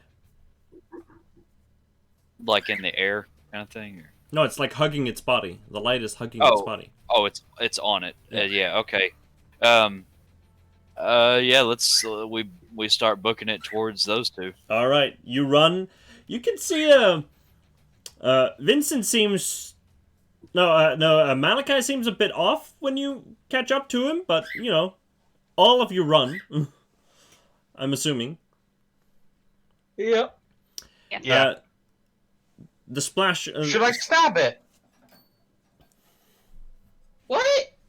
Should I stab it? No, just run. And I'm like Fine. pulling him. Pulling him by the ears. Yeah, let's I'm get not out of tall here, enough for pal. that. I don't know how much longer that thing, my little glowy's gonna last, but yeah, let's go. So you run, trudging through the water, just. You run, and it doesn't take very long for the light to begin to dim again. But as it begins to dim, you reach the other side. Just taking about, now that you were running through, you essentially run through the deepest part, which goes to all the way up to your waist. and past it and get to the other side. And as you do, the light begins to flicker out. You continue up onto the beach, and you see, as you step kind of on top of it, kind of slightly breathing a little bit heavy since you just like sprinted in water. Yeah, that's that's fun. You kind of look forward, and as the last flickers of light dim out, you see the opening of a cave in front of you. The mouth of a cave, and the light flickers out, and you see nothing. The music has ceased. There's no waves. You can't even hear any sound behind you. It's completely silent.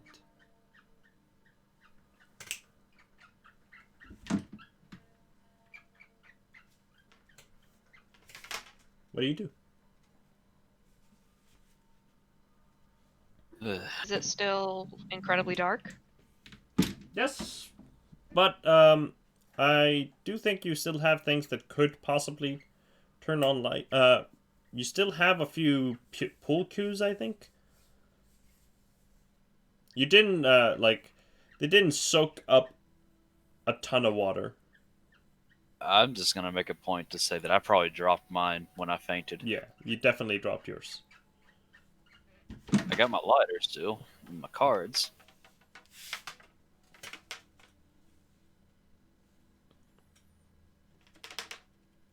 So, but you do know that there is a cave opening directly in front of you.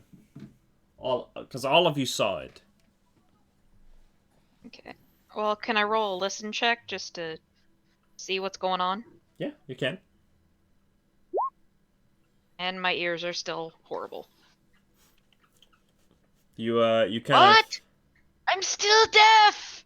of kind of try to listen, and you kind of go. You feel like you have water in your ears, and you go to like take it out, but you can't, and you're like,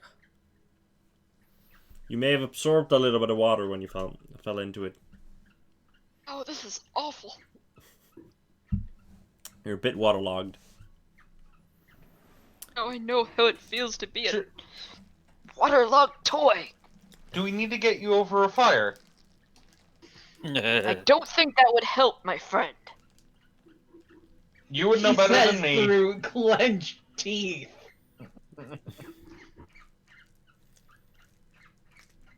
Let's see. Arthur's just sort of shaking himself, and it's not doing anything, so the water's in his skin. Oh, you know what? Moist. I don't know why I haven't thought of this before. Instead of relying on always like, a torch or something that's that easily put out or whatever. I would like to. He's like, try to use a little bit of my magic. Yeah. I would like to take my lighter out, Okay. and I'm going to use one of my jacks. Let's say I want to use Jack of Spades, because you want to call a spade, and I want to call my lighter a torchlight, because back then it would have been probably a torchlight or something, right? Or, Yep. It would have probably been, yeah. of course, it's the 1890s. Maybe that's not a big thing yet. But basically, I'm trying to create like I guess a good lantern, Yeah. Like the hooded lantern style, to where it's like the big bright flashlight style, the best I can get. Basically, that's what I want. A really good lantern that's way more reliable than the whole torch stuff that we've been doing.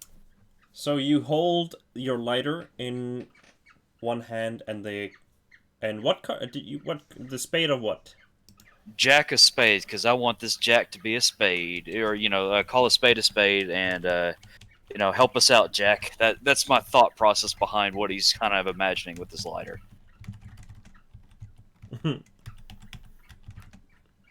So I want to call my lighter a flashlight. Roll for me a power roll. or a lantern. Yeah. Power.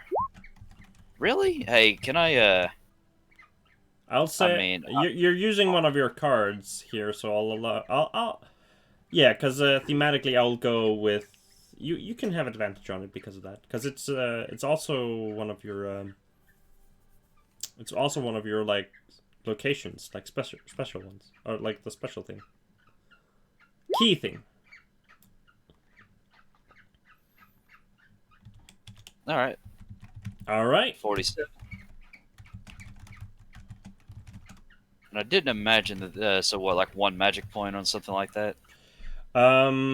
Yes. I will say just for this because it's simple enough. One magic point is enough, and the card in your hand as you're holding the flashlight begins to shift into a strange, like it still looks like a playing card as it kind of rises up in your hand and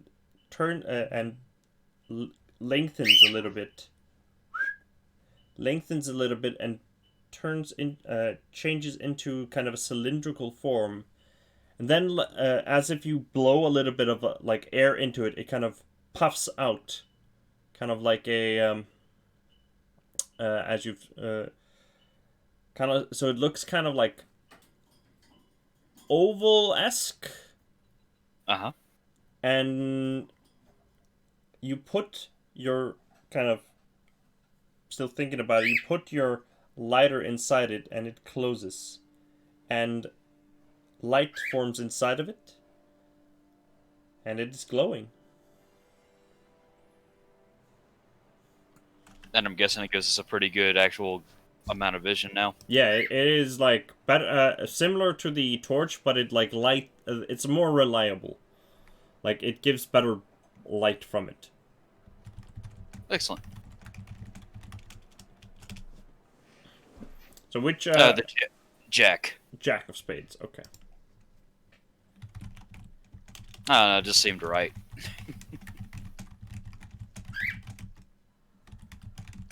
So with this new light source, do we see anything else? The opening of this cave is partially made from metal and partially made from stone. It is the. You haven't didn't notice it because you were running so with all you got, but like as you were running towards this end of the ship, the hallway got the room got more narrow with each step until you managed to get to this end, and it looks like this would be the front end of the ship, most likely. And the cave opening might lead out of the boat with its location, because it looks like you're at the like front of the ship, like where it would end,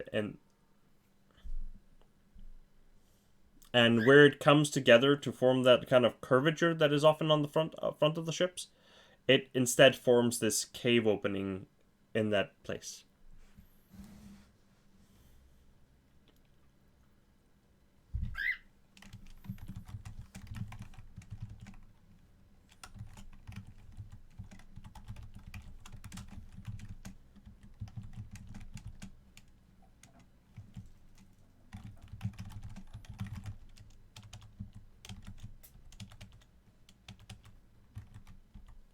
What do you want to do? Do you want to go through the cave opening? It is the only path forward currently. Unless you want to backtrack. I sure as hell ain't going back there. Yeah, it's Oh. no real way forward. Mm-hmm. So, all of you somewhat reluctantly, except for Malachi, begin walking forward. I do. What'd you say, Malachi? I said what I do that I don't keep walking forward. No, everyone does it reluctantly except for you. Oh, sorry. What I do? I was like, the fuck? I'm not staying behind. But no, you all one by one, enter through the cave opening. And as soon as you take the last one of you, Arthur, as soon as you take your step through, you hear just a cave collapse behind you, and you, as you look look towards you, it's already caved in. Just slight dust comes in, and the light filling this this place kind of gives away that the entryway that you came through is completely sealed.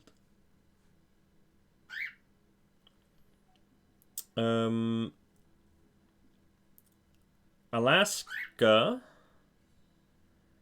and Vincent probably. Malachi and Arthur, you are kind of preoccupied by the sound of crumbling down cave, while Vincent and Alaska, you notice what is off here. You are walking on water.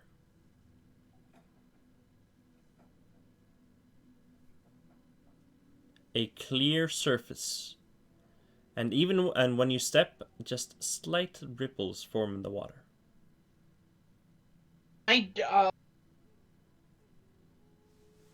Can I jump up and down? Yeah. When you jump, the ripples, there are slightly bigger ripples that go a little bit further, but maybe the maximum of a foot away from you. Hey, look, Alaska. I'm gonna be in trouble with the Padre with this one, but we're Jesus. My friend, I do not think that is how that works. This is just almost hysterically funny to Alaska, in that it's not funny at all. But she has to think it's funny, or she's going to go insane. This is too much for her baby brain. Hey, you think the next trick I can do is turn this water into wine? and he's basically that's him doing the same thing Alaska's doing. It's like this is kind of our coping moment because he's still feeling fidgety. Miss Alaska is much too young to have any sort of alcohol.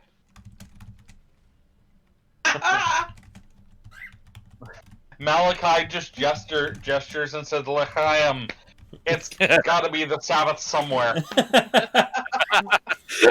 And we all have a moment of just kind of chuckling, except for Arthur. Like, what is wrong with all of you? Arthur's just very confused and tired and wet. As you are, as all of you are laughing, Vincent, you looking towards the kind of cave opening as you're kind of addressing everyone else, you notice that the cave, the exit of the cave, was in fact kind of the bottom, like towards the bottom of the ship, like of the front of the ship. It is actually just a cave entrance, and you can see the rest of the ship slanted on the sea, but instead of it being kind of daylight like it was before, it is completely dark, like night has arrived, but it's a starless sky. And there's no lights coming from the boat either. And the front of the ship looks like it has kind of been taken over by this cave that you just walked out of. Like a kind of like a moss that has begun overgrowing over like just stone.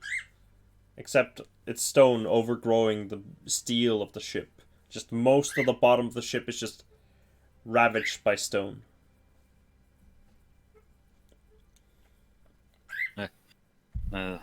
Chuckling's starting to die down, and finally he's just kind of like, yeah, as we're stepping into stuff here even weirder than before, and that's a tough thing to say.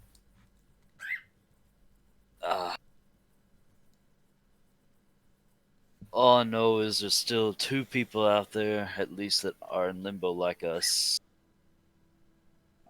And we just dealt with something that I really don't want to ever deal with again.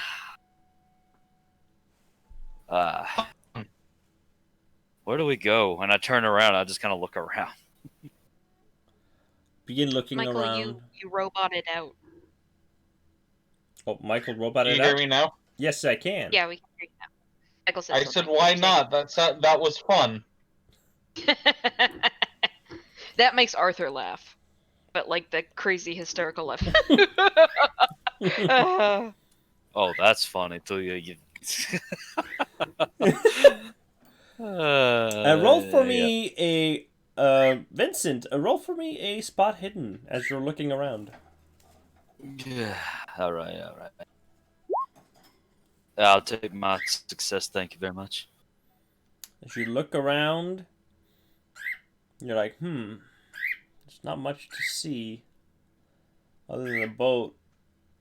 And you begin kind of looking kind of more out towards the darkness itself. And you don't notice anything that's really uncomfortable. And then you kind of just, out of curiosity, you begin looking back towards the water. And at one point, because you see your reflection, mostly due to the light source that you're holding. Yeah. And at one point, you kind of turn towards the spot where your shadow would be hitting the water. And as you're looking there, you see just hundreds of tiny yellow dots.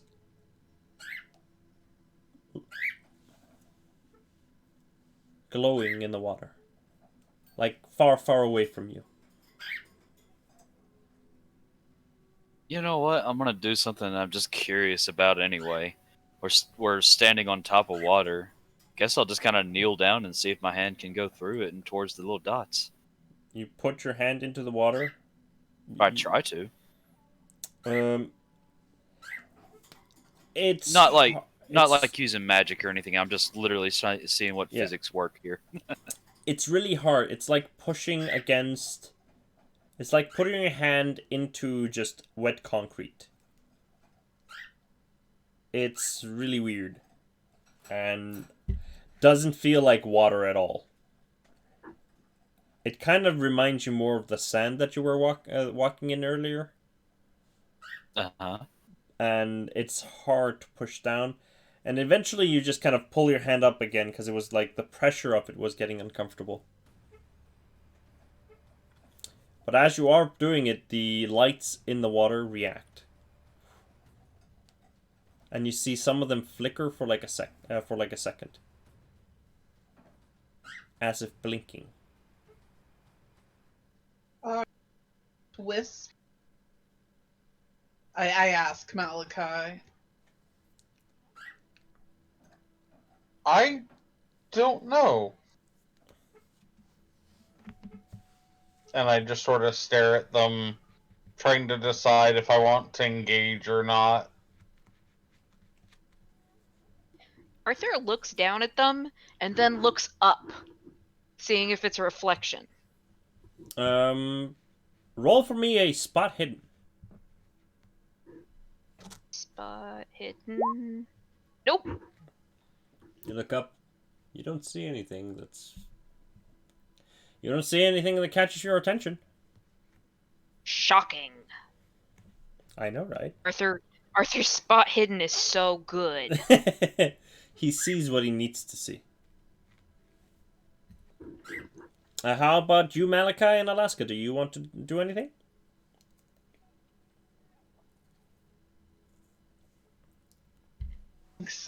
Nah, it's probably in my best interest not to. Oh, is Arthur squeaking like hell now because you got waterlogged? he's really squeaky, like. So you all, even if you didn't see it, you heard him look down and look up. Yep.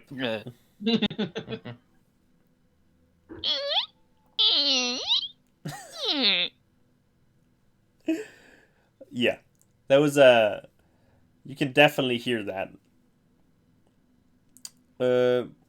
What do you do, Vincent, after you just finish checking the water?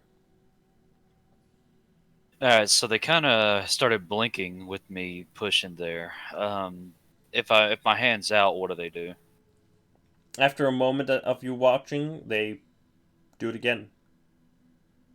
Seems like whatever it is either like looking towards you observingly or is just down there, and periodically the light flickers.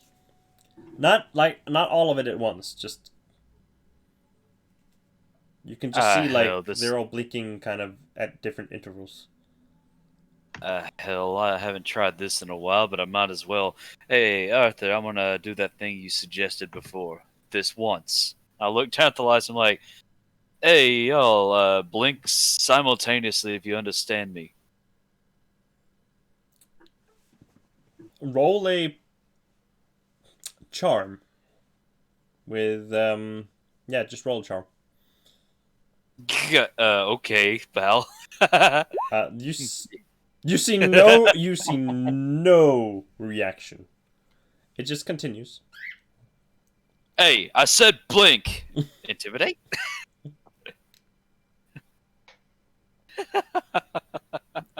All right, let's go for it. Yeah, I'm just like, hey, I said blink simultaneously. Damn it, Arthur. Oh God! Crouches down and goes. I actually get a check mark for that. Holy crap! So you say blink, goddammit, and as you're looking down, you see one large eye, bigger than all of you, open up. That wasn't intentional. Yes. That is very concerning. Immediately concerning for you, at least, Vincent, because you're looking directly at it. Yeah, I sweat a little bit. Since it was an intimidate, does he scare it away? No. It just caught its attention. Hey, sorry, I got a little frustrated there. You can close your eye again? Yeah? It blinks. Arthur crouches down to get closer and goes, please excuse my friend. He's rather tired and has had a very trying past hour or so. I apologize if we have awoken you. We find ourselves to be a little lost, and if our presence is troubling you, you can just go back to sleep, and we will find our own way. You feel the ground and everything around you begin to rumble.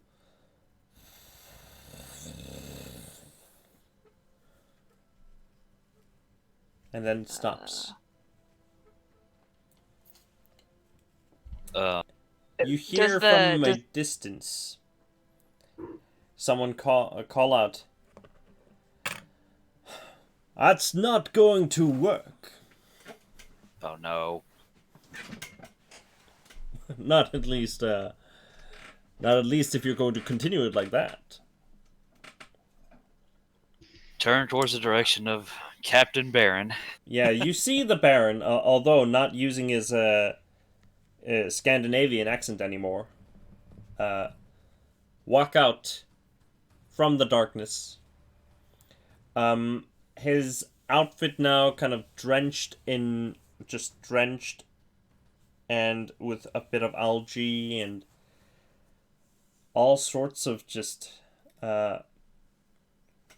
yuck from the seawater just hanging out on its outfit. His paintbrush arm gone. However, wearing over his normal usual outfit that you saw him in before, his fancy jacket and such, he's wearing a coat, a kind of big coat, concealing his arms, his hands, and his sides. Real rich of you to reappear, pal. You were really suspicious. I would have stuck with you through the end if you hadn't begun putting things together so fast. Well, Mr. Baron, or should I say Captain, what's your damn end game here? Well,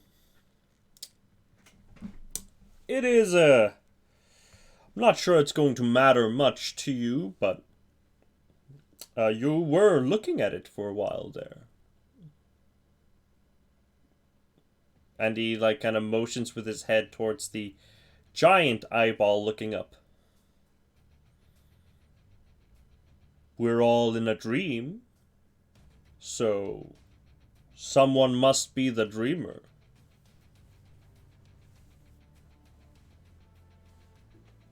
My plan is just to wake our dreaming friend here.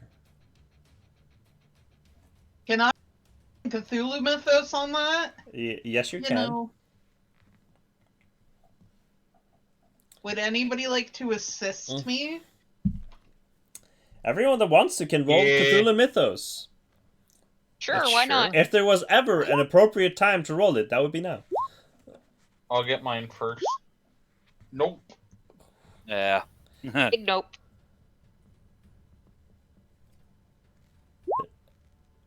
Well, you all tried. You have no idea. Like, you feel that there is something in you telling you that, like, you should know. And your mind begins to kind of... Your Can I head use begins to my pound. luck? Can I use my luck roll? Yes, you can. All of you can use your luck rolls now. Sure, if there was ever a time to do it, why You can not? also push it if you want, but, you know. No way! Just the luck. Arthur I mean- pushed it. So that is a fumble. I thought I was rolling my luck roll. Like I thought I could you thought it was use doing up the luck? a card. Okay. What? Yeah, I was trying to use up my Extreme card. success. Well, nice. You would have still. Oh! No. Oh boy. Shit! I think Arthur would have still failed his luck roll with the 39. Yeah. Wait. Let me look. Luck. Yep. Yeah. failed. Unless you had gotten But- more than 30 luck, I would have assumed so. But So, you take my card now, right? Yes, I will take your cards. And I'm assuming that Malachi is also gonna do it? Nope, I'm too distracted by other things in his head. Alright. So, Arthur, Take that. you're- Can't balance. Malachi and Arthur, your heads kind of pound knowing that the information is there. However, Vincent and Alaska, as your head is pounding, suddenly something clicks. And you see the image of the creature that you just saw before. And there is a lurker in the deep that continues to dream.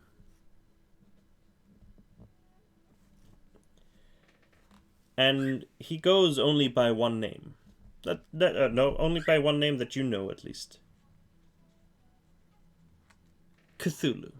I look around to the adults to see if they might know what I know. Arthur- Vincent, There's, you see like- kind of a terrified look of recognition on Vincent's face. And Vincent, you see the same on Alaska, while and Malachi and Arthur, you also see just their terrified look of realization as something seems to click for them. You guys okay? Vincent and Alaska, do me a favor. Now that you realize who is staring at you from below the waves, oh, please don't say what I think you're about to say. roll for sanity. No, not for this. Anything but this.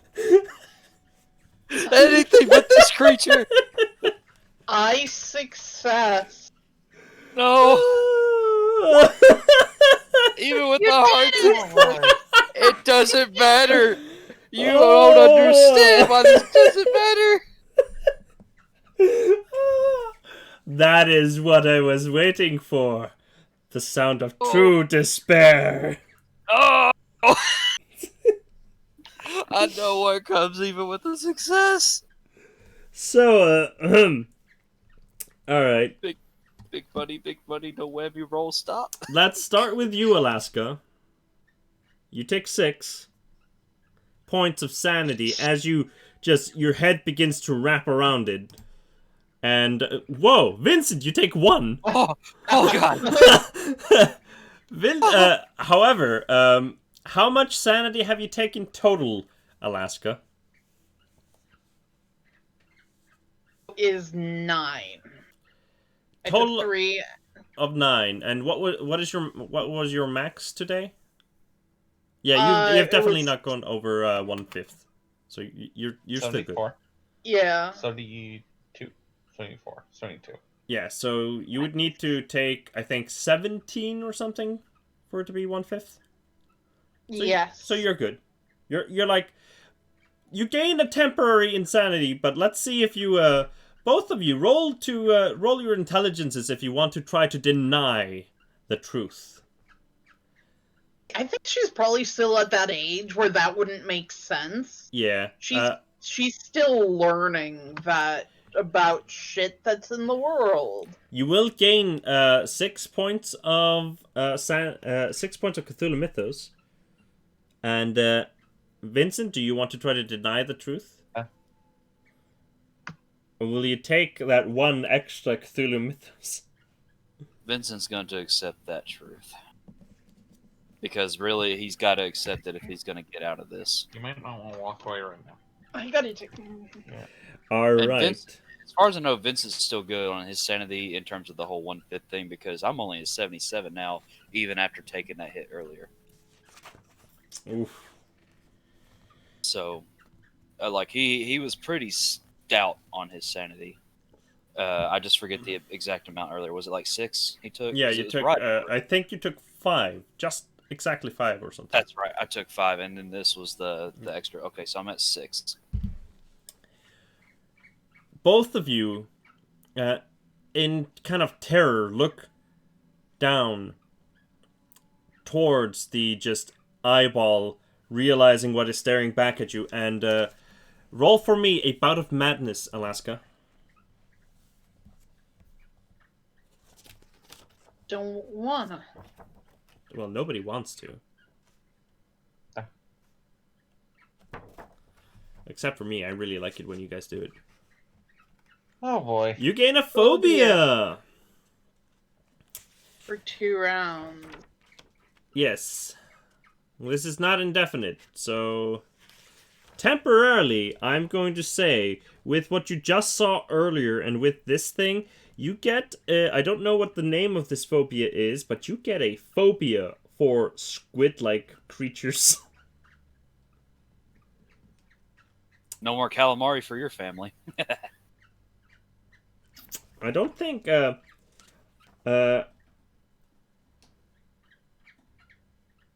I don't think...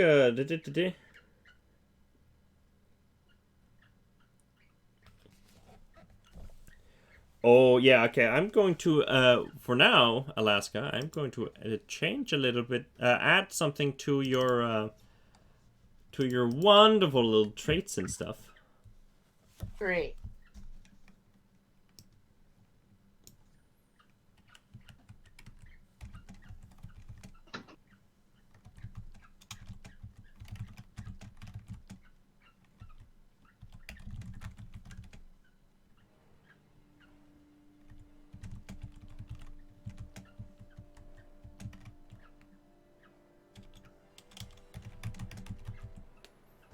Alright, there. That is that, and you have temporarily a octopus and squid phobia. An octopoid. Now, you hear the chuckle of the... You hear the chuckle Squids and octopuses. Yeah, I was here for that. of the captain. Yeah, I think I remember. And when all of you look back up, you can see that now resting on his head, kind of slightly to the side, as if he just put it there, mostly just for show, is an old ship captain's hat that looks used and looks like it's been under the sea for a very long time. Well, that's upsetting. slightly covered in dried up algae and a bit of barnacles. He smiles as he looks at the two of you and he says, "Huh, so you know who sleeps." Vincent's got to roil against the turmoil. He's gotta. Alaska buries her face in Malachi's arm. Don't worry, while all of us are still dreaming, he will stay asleep for now. But while we dream, he slowly awakens, because our presence here is greatly disturbing his dreams. And since there's no good way out of here, I guess we'll just have to wait for it together, don't we? Now listen here, you Davy Jones knockoff. I'm gonna make sure that they get out of here no matter what. How will you I stop say, dreaming? What on earth are you even talking about? How will you stop dreaming? How will you get how will you leave this limbo between dreams and reality? Listen, pal, just because you couldn't figure out how to wake up Sleeping Beauty over here doesn't mean I can't figure out how to wake our asses up. Oh, but I did figure it out. That's why your presence here is very important. And once all of you begin to dream, he will be finally free. So, I'm a patient man. We can just wait.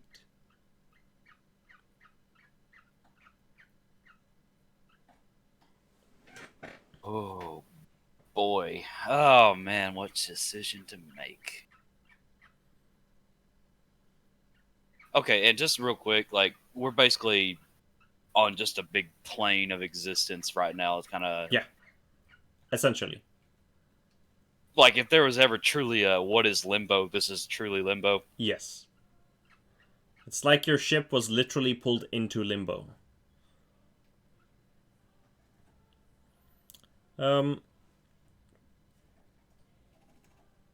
Roll for me spot hidden, Alaska, and Malachi, since Vincent is currently talking to the captain. Okay. Oh, I love to. Nope. Do stab the thing. Do. Stab the thing. Oh, well, all right. You succeeded on that first one. So yeah, I don't know why it's double clicking. Old laptop. So as kind of Vincent is talking to him, and Arthur's kind of paying a little bit attention to it, both of you begin to kind of look around in hopes to, just kind of desperate hope to see if there is some way to flee something. And Malachi, you... I sort of want to kill him, but... You kind of instinctually decide to just... For some reason, you decide to look up. You feel something's a little bit strange. And what is up? Like, why would we need to be here? Is it a dog? So it's what's up, And dog? Oh my god. you look up and you see an image of a dog in the sky. It's up, dog! Dog! You look up. What's up, dog? And for a moment, first you don't see anything. You go like, well, Arthur looked up and he didn't see anything. And you begin to look down, and then something kind of catches... Hey, wait, one second. Hey, Arthur. Acacia didn't notice. Up, dog.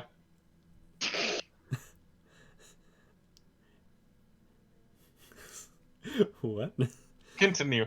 So you, as you are looking back down, you notice like it's something catches your attention in the corner of your eye, and you just look up again, and you kind of focus your eyes, and you begin to notice traces of a golden line in the sky.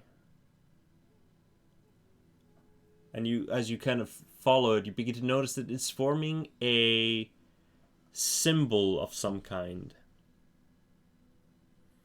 Now, if you want, you can roll a Cthulhu Mythos if you want. Or I would say, you could also roll Occult. But I would say you need a hard success on Occult. Okay. You still got a better. Woo! Check that. Whoa! Alright. Nice. Alright, so that doesn't...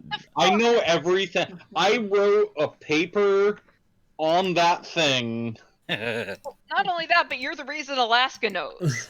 Oh, probably. Yeah, you're just kind of standing there, staring up at it when you begin to poke at Alaska, What is that? Come on, you know this. So, I'm gonna share with you an image that you see. But you know what Is this it image is. with a log on his shoulders? No, it's not a dude with a log on his shoulders. But a good guess, though. I will say that much. What a solid guess you made there. It's Arthur with Vincent across his shoulders. It's the opposite.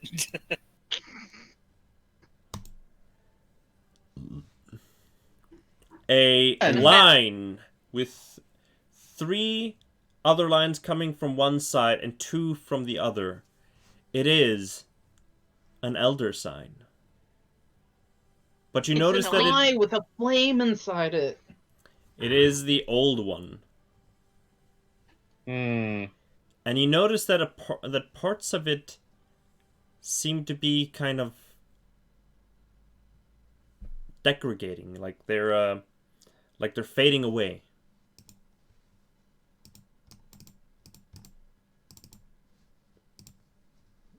Try and will it back to its the one above us to its pristine form. All right. Roll a power. You need a critical. Oh fuck, that's no fun. No. Opposite direction. It It's a begins critical. to shrink. No, I put the elder sign on the stream so you guys can see it. It's the old original elder sign made by Lovecraft. But as you're staring upwards, noticing it, you try to will it to fix itself. Only thing that really happens is that you start to feel like pain in your head, just like, and you hear the captain go, "That won't do. It's not that easy. It's not like he was put asleep just easily like that, and there had to be some, they had to put work into it." Vincent notices that he turned to talk to Malachi, so he's wondering what Malachi is doing. Turns around and looks at Malachi. Malachi looking up still? Yeah, he's definitely looking up still. Look Alaska up as well. By this point, Arthur and Vincent, if both of you turn towards them, you would notice this, and you would look up, and you would slowly kind of peer your eyes, and you would slowly begin to see the line in the sky that forms this symbol that fills the entire skyline that you can see. Like, Arthur is very confused because he looked up and that wasn't there. yeah, you didn't look hard enough, essentially. Like, huh. If you want to try to know what it What's that? is, you can roll. You can roll your occult if you want to know what it is. Sure, why not? Dude, that's a hard no for me. With your occult success, Malachi, like because you got the extreme, you do know that it is a protective symbol, something to prevent, normally used on doorways or things like that to prevent, essentially, these kinds of creatures, horrors, if you will, from passing through them or dealing anything, having any effect on them. And it seems like this sign is encompassing essentially this limbo, this dream per se. Which it might be what is keeping this creature below you asleep. Or at least from waking up. Hey, Malachi, what is that? Ancient glyph of warding. The Spark Notes version, ancient glyph of warding. It doesn't look healthy. Healthy is probably the closest word. It should look like this, and I've actually got some scrap of paper probably on me that's got this sign on it, because it's something that I've spent a lot of time studying, and I just doodle it on fucking everything. You definitely have it like in a notebook or something with you, so yeah. You could easily. It should look something like this. How do we fix that? And Arthur is just sort of like wiggling his arms into the air, vaguely at it. How do we fix that?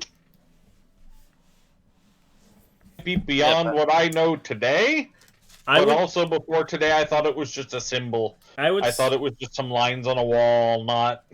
I would say, Malachi, because you rolled incredibly well on it, and you've read quite the bit of occult.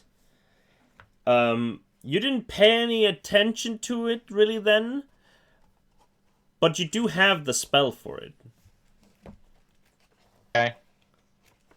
So I know what to do to cast Elder Sign, even though I don't have the history of having done so before. Yeah, you if you would just take a moment to like actually study it and such, you could probably cast it, but you are also pretty sure you could not do it to this scale. What does it do specifically? The spell? I will tell you. Yeah. Is this going to be like a spell scroll thing, or this is like I can do this repeatedly on command? It's not like a spell scroll, because these are not like spell scrolls. You know the magic. You just have to, it takes an hour to cast. I meant this isn't like a one-off I can do once thing. No. This is something I can do. Okay. You wrote it down into one of your notebooks kind of as a, because since you knew about the sign and you were kind of like researching and like looking into things, you wrote it down because it would be you would have known about the sign if you had succeeded the occult, but you wouldn't have known anything more about it than it's a sign commonly occurring in occult related material. You just wouldn't have known its purpose. Sure. But since you would have known it and you just wrote that, because you would know that the name of it would be at least the one that you have is called the 5 Points of Wisdom. Is the spell that is the name of the spell that you wrote down, and it takes a lot of power to cast and such, and you have the knowledge to do so. You would essentially just have to have it in front of you and chant it for an hour. Okay. But again, you don't think that you have the capability of doing like one of that size, at least not alone. Definitely. Do I think, and because this is the first thing that came to my mind, do I think when we get a moment of downtime that this is a spell that I can imbue onto Richard's deck of cards to overpower Richard? that effect? Vincent, Hey, all of a sudden a hat flies in. Hat flies on, pants fly off. Where the hell am I? Oh my god, there's an evil guy here. You would definitely be able to use the sign on, like, let's say, a piece of card, and it could be placed above, like, a doorway to make it... Or, like, the card could be placed somewhere, and it would act as a ward. But, like, for example, if he would keep the deck on him, like, as long as, like, if he would be attacked by an eldritch creature, like, if he would be attacked where he had the card on him, it would be repelled. But other than that, like, every place that he didn't have the card would not be repelled. Well, I gave I mean, he's probably talking about the card. I gave him the ace. Yeah, but just to kind of explain it. Like, you could put it, and it would have protective... Like, it would actually work as a protective seal of some sorts.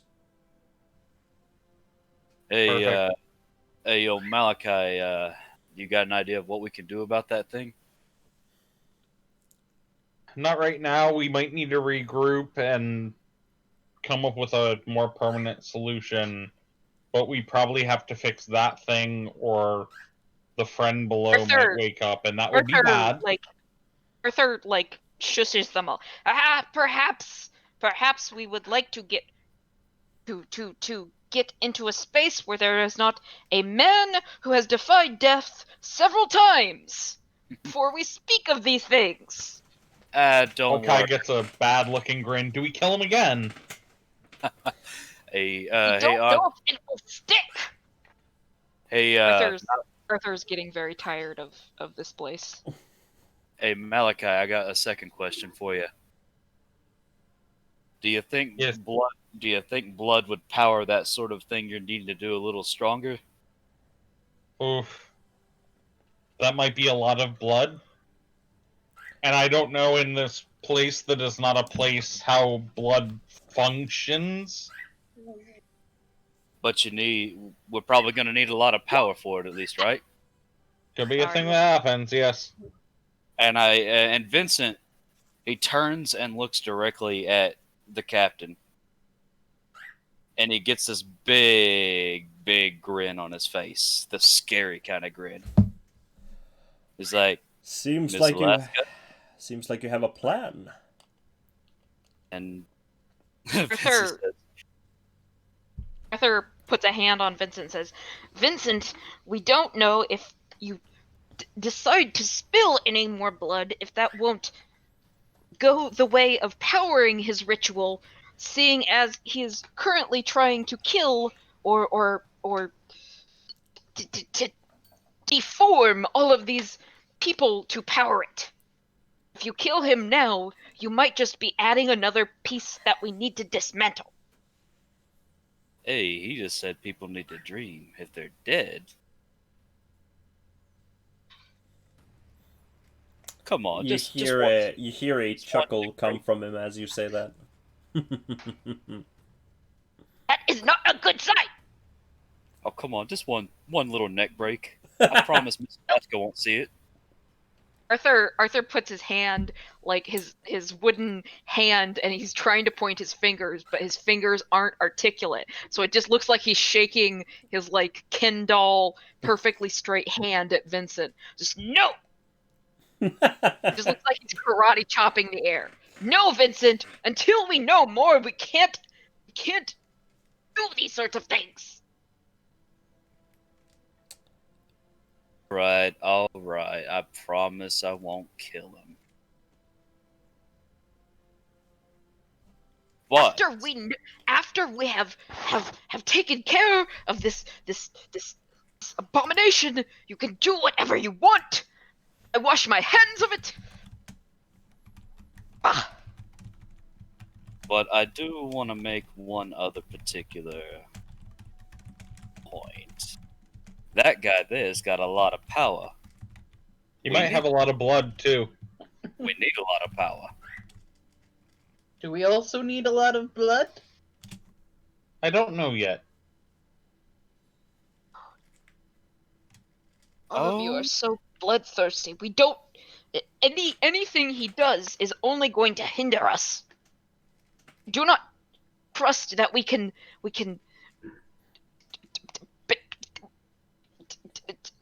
circumvent this man. Oh, it's not Yeah. going to be that easy. Believe me. Shut up! As you wish. Hmm.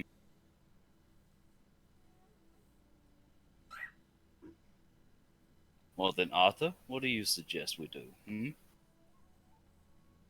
What I suggest is perhaps we see if we cannot awake those he's put into the dreamlands. Not this creature who you all are so terrified of, but those that were like us. Find a way to release them so he cannot use them for his satanic rituals. You Really all... satanic. That's really an overgeneralization of his set of beliefs. They're really sort of a more archaic pagan sunset, pre-Zoroastrianism, and As you are describing Malachi that... just actually starts going like full scholar mode. So as you are describing that, Arthur's you do hear music begin again. This time not a string instrument. Something that actually not reminds you more of what a sailor might have. You hear a harmonica. I would like to attempt something. Yes? I would like to roll a power roll to just like have Arthur flip out a little. Just go, we do not need this infernal noise! Have like noise echo and cancel out the music. All right. Oh, just project the deafness onto. All right. Exactly. Do- Not deafness, but just like no music for you. All right. Yes! Oh, nice. You just point your like wooden hand towards and say, and you just go, no music, and suddenly the music coming from the harmonica just silences and goes. He pulls it away. I am having none of this, sir! I was just trying to expedite what's going to eventually happen. Not if Arthur Ingold Morgan has anything to do about this! But haven't you begun to feel the fatigue sit in? Sir, I assure you my willpower is more than enough to take care of you, this monster, and anything else! There is a child here! I refuse! You are quite energetic there, old toy man. I'd really like to see you try. You will not Shut your trick me. yap, Oh, Davy yeah. Jones. Oh yeah. So you used 2 points of magic power, magic points to do that. So while Arthur has his tirade, I want to sidebar with Vincent for a second. Because I'm pretty sure we got you a gun, didn't we, at one point? Yes, it has been pointed out to me. I've just not been bringing it up yet. That's okay. So my thought was, if we can shoot and distract him, and then while he's down, force feed him the sleeping pills, maybe breaking his connection Oh to my God. hear. Yeah, shoot him in the knee. Michael, you do not understand. I had the exact same thought. Like, we are in sync, bud. I swear to God, I was about to tell G, it's like, I was going to tell him to shut his trap and shoot him in the knee and then yell out to get the sleeping pills. That was literally about to be my plan. So while I'm like in, can we get advantage? Because I'm just like I'll say I'll doing all of give this. I'll give Vincent advantage to hit with it. That was fucking great. Oh my God, I can't That's believe that was... awesome. Actually, what I will say, you won't get advantage, but he won't dodge. Nice. All right. I'm just like, shut your trap, Davy Jones, and I just pull out from behind me and just go for a leg shot. All right, go for it. Straight roll. Nice. Nice. And Do you and want the to? damages? Do you want to Do what? throw in more like luck? No, you can't put luck into that. Yeah, no, it's already a success. There's not much more to be Yeah. done on that. Especially since he's not dodging, I effectively have hit him. You pop him in the kneecap, and you see him buckle down, and you already did 8 damage to him. Oh, I'm sorry. I just noticed that. Yeah. Yeah, I forgot that it does that. My bad. You see him buckle down on down on the other knee as you shoot, and he's just like, And I yell, Arthur, tackle him! And I start charging forward too. All right, both of you Arthur run does towards. Roll for me a brawl as both of you just jump on to take him down. He will attempt to, with disadvantage, because both of you are on him, to... Oh, I'm going in for this too. This is. He will dodge. Attempt to dodge. Oh. So So he will I have have a. double disadvantage. Because that is possible. Do I roll unarmed because I do have a pull cue? Yes, essentially, that is brawl. Yeah. Okay. Any items that are not like a sword or something like that where you have to be trained. Oh, wow, nice. I'm gonna say he needs a hard success because he is Hard injured. success! Yeah, okay. Yeah, he is injured Nope. on his foot. Well, with the 2 successes, like, even though you don't make it, Malachi, I have a rule that, like, there's always something that happens, and because you guys instigated it, that means that you win the draw. Arthur is just using his wooden limbs to just lock him in place as tight as he can. I essentially use it so that instead of nothing happening, like if you are drawed, the one that instigates wins. Otherwise, the one that has a better result wins. But yes, all of you just pile drive this motherfucker into the ground, and he is hurt a lot. You hear a snapping sound as you just pile on top of him as the foot that the knee that you shot just buckles and breaks and protrudes out, but he's in a lot of pain. But you are holding him down, and he doesn't seem to be going down as you feel something strange underneath his coat. Not anything normal. But Yeah. you have the upper This is hand not at this moment. This I is not yell a out- human man! Quickly! Whatever your plan is, do it! Stuff the pills in his mouth! Yeah, I'm wrenching his jaw open and stuffing the whole bottle down his throat. Alright. Let's do one last resistance here, because he definitely would try to, like, try. And, I'm just gonna say he's just gonna, let's say, it's just gonna be strength for him. He's going to try to, no, it's just gonna be a constitution, I think, of resisting and, like, everything. You guys would definitely just succeed on opening his mouth. This is just him resisting what you're doing to him, which he fails to do. Yes. You hold, like, Vincent holds his mouth open, and you jam just the entire pill, like, just the bottle with the pills, reverse into his mouth and just shake it until you can't feel any more pills. And you just force his mouth closed and hold until you hear a glug. He swallows. And his eyes go wide-eyed and he smiles. Not too bad. And you see him as he his eyes lull back into his head. And he falls asleep. And you see him Arthur. and you see him as he falls asleep, he just disappears under the waves. Chums, I fear we have made the wrong decision. You feel the ground begin to rumble below you.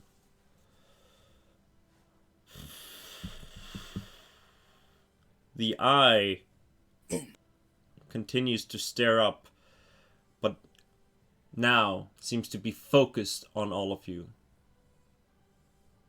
This large eyeball just follows your movements. Malachi! The threat is taken care of. Now we must concentrate on the Elder Sign.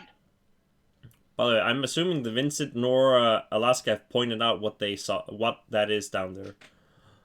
Well, No time but for Vincent, it. Yeah, No, there hasn't been any Vincent and- time for that. yeah. Vincent and Malachi did discuss the Elder Sign, though. That they So I'm did. going off of hearing that discussion. I was just wondering whether I missed you guys telling them about it. Nope. Oh no, we and, have no Vin- idea what it is. We're just assuming it's bad. Mm-hmm. I don't know if Alaska's gone to, but Vincent's keeping it to himself for now because right now, bigger fish to fry. Well, Yeah. it is the fish, but we got to set the fire up. Now there is, Malachi. You know that you have the solution, but you don't know how much you need to put into it. And you have it's more than just you here, so Hey, you tell us what you need from us, Malachi. So I'm gonna start walking through the ritual as it all works out, and I'm gonna pull that ace that Vincent had given me and a black Sharpie and go, this is gonna be the best thing we have, and I draw the Elder Sign specifically on that. And I ask all of you to join me in the chant as we push all of our energy into this. I don't even remember which ace it is anymore. I asked Vincent to make a circle with some of his other cards. So the ace you have is you had it given to you in number 2, I think. He gave Malachi got the ace of diamonds.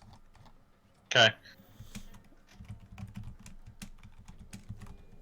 And as we all focus and push the energy into it, the diamond itself sort of is consumed into the Elder Sign itself, and the Elder Sign sort of takes on a red tinge as the card becomes one with the Elder Sign.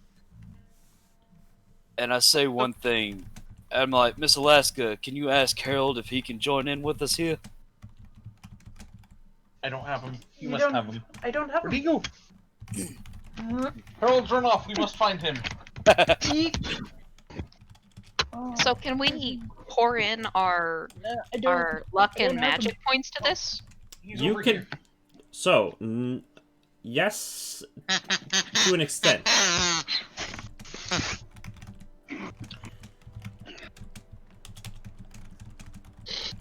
The sleeper must not awaken. The sleeper must not awaken. I don't know. It just sounds like the right chant to make. So, when you chant, and this is kind of the, this is the point where, that is a little bit different to the spell. You can sacrifice power. You need to sacrifice power. Like the power stat to cast the spell. However, this is of a much greater scale than the spell is normally cast at. So, you guys have to determine how much you want to spend into it to attempt to make an Elder Sign strong enough to deal with this. 25. That'll put me down to 40, right? It will have to be at a 10 power intervals. So, like 10, 20, 30, 40. It doesn't give a nice number, but it's, that's... There's a quick question, just this is more Godpool. mechanic. Does power, is one of those things, is that something you can eventually recover, or? don't think we can probably do with probably with time. But And that's fine. I'm not immediately concerned. I just couldn't remember if that was one of the things that like could come back or not. All right. Hey everybody, 100's a nice even number. If Harold's able to join in, how about each of us give 20? Oh shit! Sorry. Oh, that's fine. I was trying to highlight power. You flip around the circle. But I'm totally willing to give 30. I'll allow, since Malak actually knows things about the spell, in this situation. I'm gonna allow Malachi to roll an intelligence to try to figure out, like, a ballpark how much you need. Ooh, Okay, can I burn luck on that? You can spend luck on it, yeah. I'm burning luck on that. How much luck do you want to spend? 8. You succeed. So, you know that you need more power than one person can give. And probably more than 2 people can give. It is very likely like a group ritual of some sorts. And you would need at least somewhere between 100 to 200. Oh fuck. Hey, listen, I probably got the biggest spirit here, not to not to toot my own horn or anything, but I'll certainly put in the greatest chunk of it to help balance it out. I don't mind, everybody. That's what I'm here for. We will save the girl. I will put Alaska's in. gonna have such bad PTSD. Because you are not, like, making the seal from, like, ground up. You're just essentially reinforcing it if you're trying to do this. I will put in. Using the card as a medium. I'll put in 50. I'll put in 40. I can put in 40. So, 130. How How much much is can- the bear worth? The bear. The bear, not really understanding the situation. Let's see.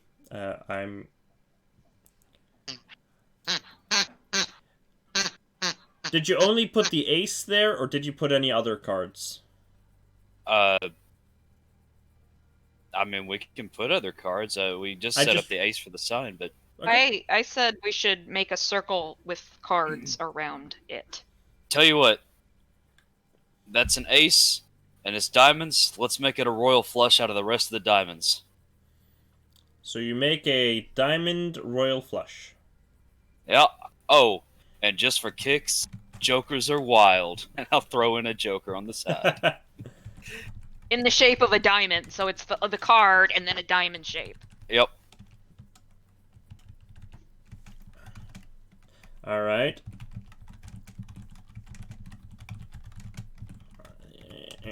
And all right. Those are how many cards again?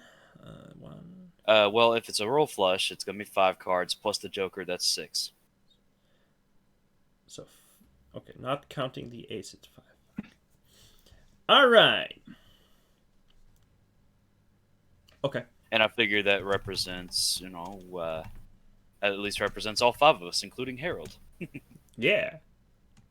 And I'll say this to Harold. I'm like, hey, Harold, buddy, make like you're wanting to be extremely tired, but not fall asleep for a long time. Oh, honk. Put your energy into it, bud.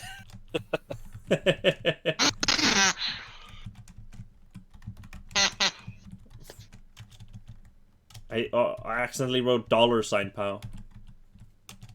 That's... Wait, I've got one funny, like, last minute thought while we're doing this. I'm like, I don't know. Okay, the things Vincent's going to concentrate on is he's going to concentrate on, the lesson he learned with Henriette, the decisions he made there, the professor who gave himself for all this. Minnie is somewhere out there lost. Hopefully she'll make it out too. He's just that's his thoughts he's putting out there. He's thinking about every step they've taken, essentially, like when they encountered other people. All the lessons and all the soul searching he's done. He came into this as a freaking gangster, knew he was going to eventually be a gangster and be part of that life. And now he's seen a new particular lease on it. So positive thoughts.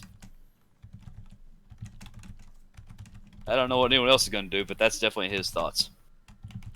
Arthur is definitely thinking of, how this he had this like wonderful experience, and now here he feels like this being on the ship has tainted this wonderful experience, but at the same time he got to meet his toys. He got to see, like, not only did he get to meet them, but they were tainted by this dreamland, and Arthur got to save them. He got to make sure that they got out, and it's just this essence of like Arthur's going to make sure everyone else gets out just like he did for his toys, and just this essence of like protection and making sure everyone is safe and doing all that he can for it, because he sacrificed his flesh literally for it. He got turned to wood, and Arthur is just going to try his hardest to make sure that like everyone gets out.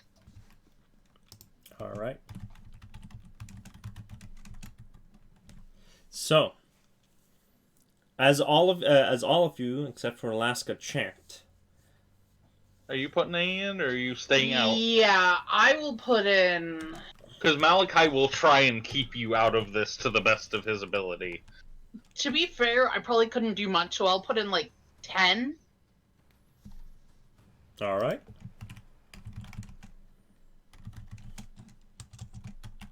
All right.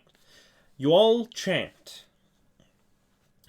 The hour goes by slowly as you continue to chant. Thoughts of your experiences here just flowing through your mind as you continue to chant.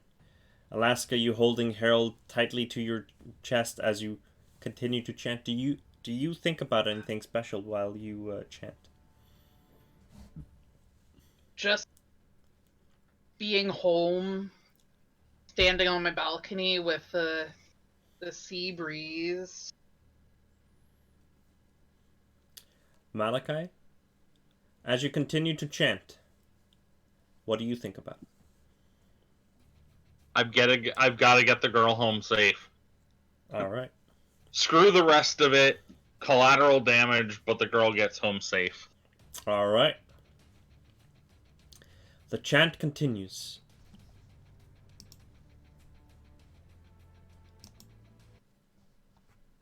Slowly, the hour passes. The only thing filling up this void is now the occasional tremor as the seal gets weaker and the sound of chanting. As the hour passes, you see the cards begin to glow up and slowly merge into the single one in the middle. You see it, the card, the ace of diamonds. The card itself clears the ace away, and now the only thing, still kind of resembling a playing card in how it's set up, contains a singular red elder sign that is in the middle of it, and then every corner of the card has a face, a very a card-like version of your faces. And the one next to Alaska's, where Alaska would be a tiny bear head as well. And the card is finished, lying there on the ground. All of you, you may remove the used power from your character sheet. Lower your power by that much. Down to 35 now. I'm at 15. I'm at 25. I gave 50 to do that. I'm still made of wood. Yes, you are. Wouldn't it be nice? Anyway. The card slightly glows around the edges as it just lies there on the water. Not touching it. It was like lying on the water, but now that the seal has been complete, it just kind of slowly hovers above the water. Mostly due to the fact that the seal might be working. Like, the protectiveness of it is probably already at work.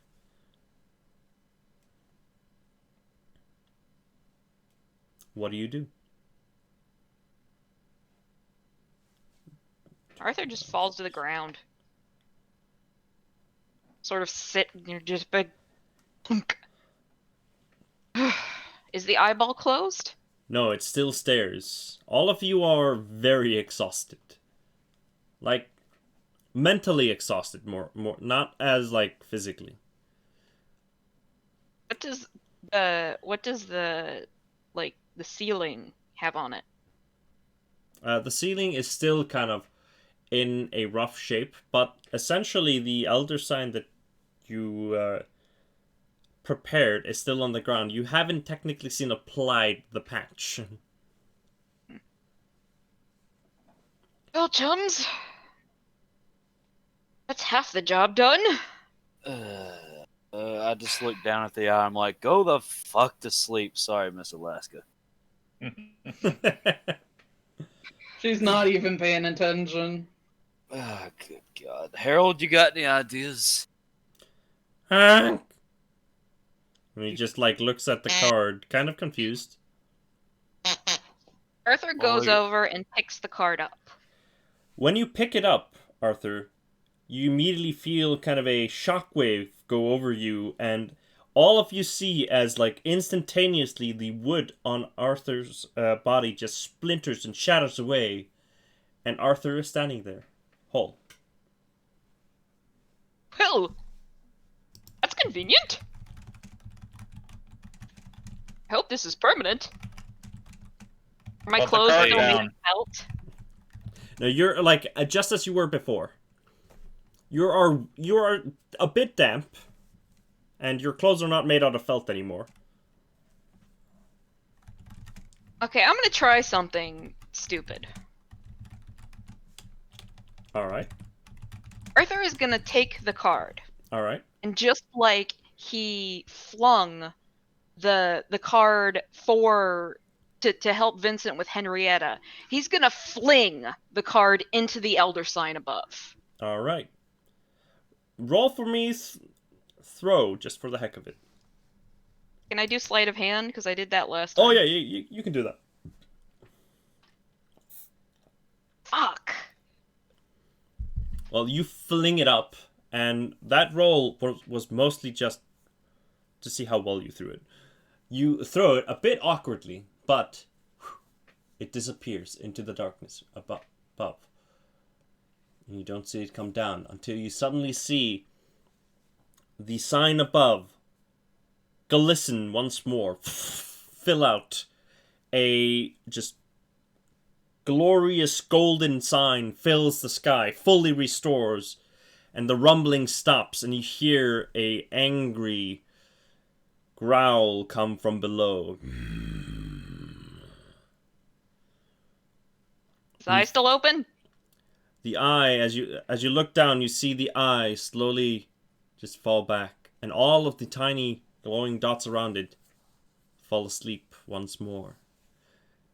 And all of you suddenly feel your visions blurred.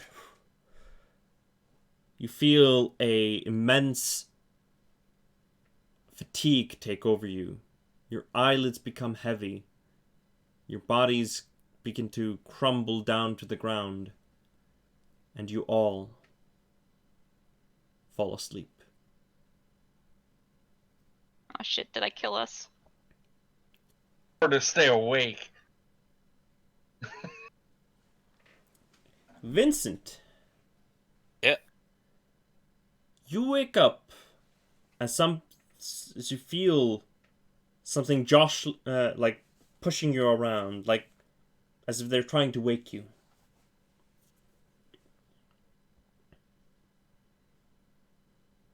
You open your eyes and you look up and you see a person you do not recognize at all. They are dressed in like you would assume that they're a sailor since with how they're dressed, but you do they look strange, and they begin speaking in a language you are immediately not too familiar with, but then it clicks, and you look around and you see that there are there are more people coming to you. And you hear him say with an accent, with a very heavy German accent and broken English, Are you all right?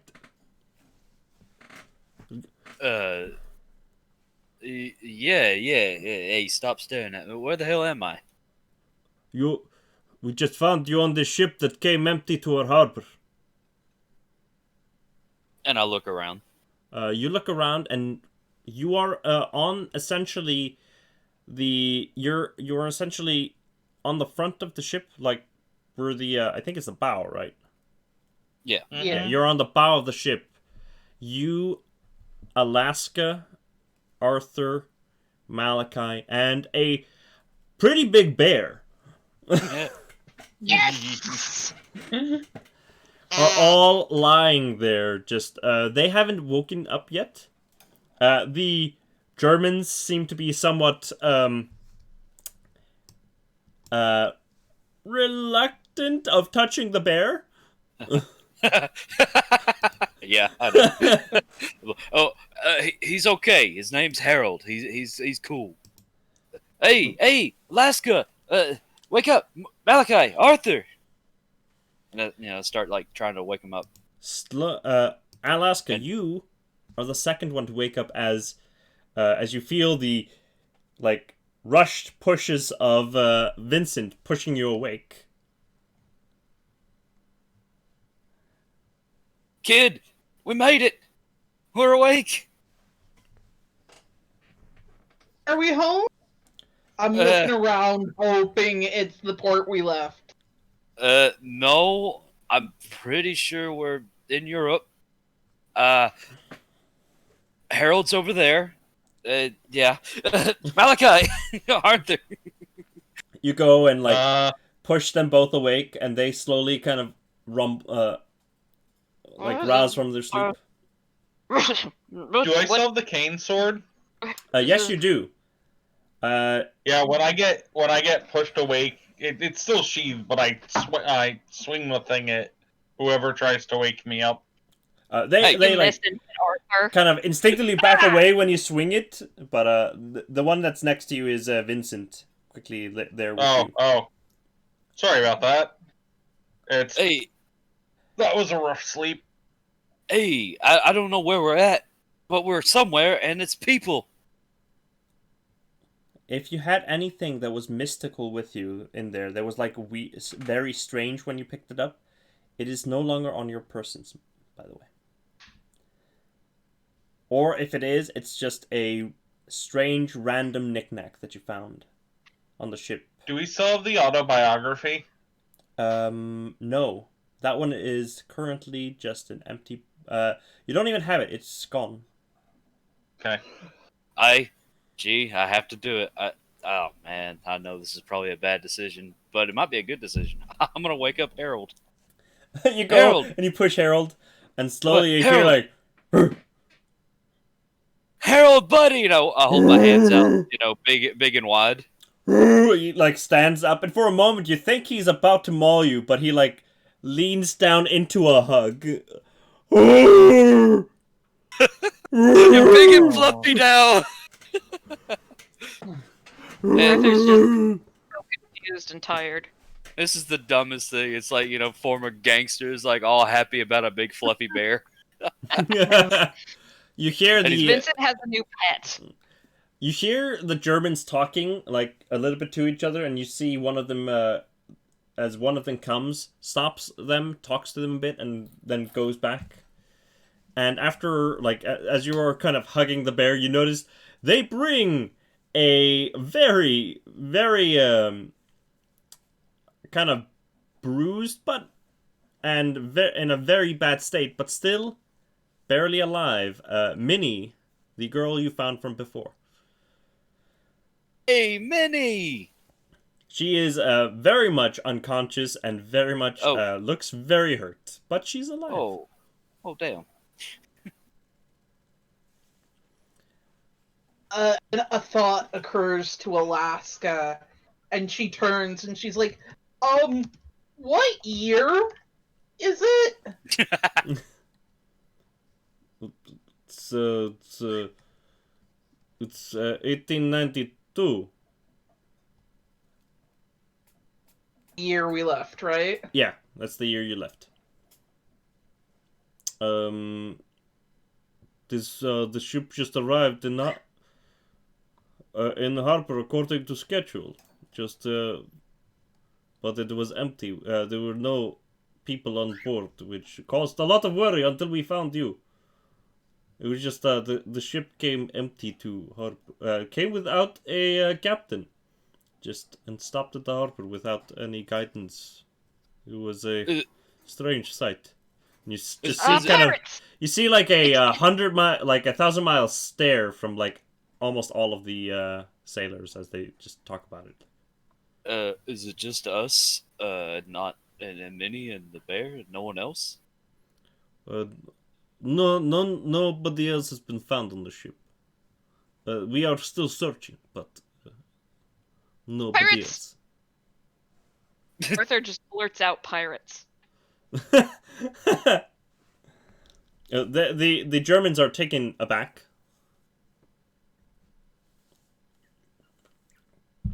But They're all much too traumatized to speak of it. But there were pirates and oh. And Malachi walks up and puts a hand on Arthur's shoulder to just sort of calm him down a bit. The bear is how we survived. They were too scared of the bear. roll for me fast talk. Yeah. Arthur. Where's my fast talk? Oh, it's 5. That's great. Yeah. They look at each other kind of concerned, but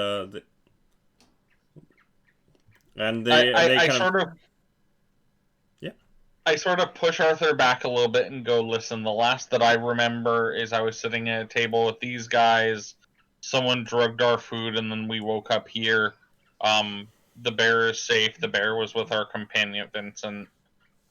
But I don't know if they know any more than I do, but it could have been pirates for all I know. But last I remember was sitting down to dinner and then watching everyone drop into their plate. It must have been, mustn't it? And now Arthur's playing like the sort of confused old man, card. Well, let's just stay here for a moment. We will escort you off the ship very soon. Once the hospital people arrive. But take a moment and wait here. And they go about continuing to search the ship for other possible survivors. Hey, G. Yes. Real quick, and while Malachi's focused in talking with Arthur, I motioned to Alaska. I'm like, "Hey, Alaska, you want to sit on Harold?" Yeah. Big smile on her face. Yeah. And I totally lift her up onto top of Harold. And he begins to walk very with her a bit like. You know how puppies walk? Yep. He's kind of walking like that. Arthur just now notices Harold and goes, "Oh, Harold, I'm so glad that you are not a teddy bear anymore." He says this in front of the other police officers. They're really confused, but Harold just goes like. And Arthur hugs him. Hear the Germans just whisper things. Does anybody speak German? I'm assuming not. Are there? No, I don't so think so. so this is a weird one. Are there any Jews among the crew? I'm fluent in Hebrew. Can I find a translator? You can, you can probably find a Jew there. Yeah, so I basically say, does anyone speak Yiddish? One of them goes, yes. And I sort of use him as a translator to try and just de-escalate the situation. You learn that they were really confused and really just worried about the old man who talked about a bear that was a toy and just been spouting nonsense since he woke up. But, this is a traumatic experience, so, that might be why. And then you hear one of them was just like, "Oh, Americans." I ask what the date is. So how many days have passed since? 10 days since you set sail, which would mean that you are on course. You arrived exactly on the time you should have arrived here. Okay. You all Malachi. Is I asked Malachi, is Harold ours now? And I look at Harold, and he sort of picks up his head and makes eye contact with me. Your parents are gonna kill me. Arthur turns to Malachi and Alaska and goes, "You know, seeing as Minnie seems to be the sole survivor of her troop, I am sure that you could purchase Harold's contract, him from her, and if not, I would be happy to. Harold, you can go wherever you like." And you spend kind of a few moments on the ship, still kind of gathering your thoughts about everything that happened and just talking amongst yourselves until you notice the sky changing color as the sun begins to set, and you look back out towards the sea, and even though you don't remember the voyage itself, you vividly remember the dream, and you think back towards those last moments, and you remember the captain falling asleep, and you wonder whether or not he would be found this time. But you take a heavy breath. That's not yours. That's not something for you guys to resolve. And you watch the sunset as we draw to a close. So, guys, it was a shorter one, but how did you like it? It was fantastic. Yes. It was great. And now we have to figure out what the fuck to do with a bear. My parents have loads of cash. I'm mean, if assuming you you guys. If you don't want him, Arthur is totally willing to make him the AIM mascot.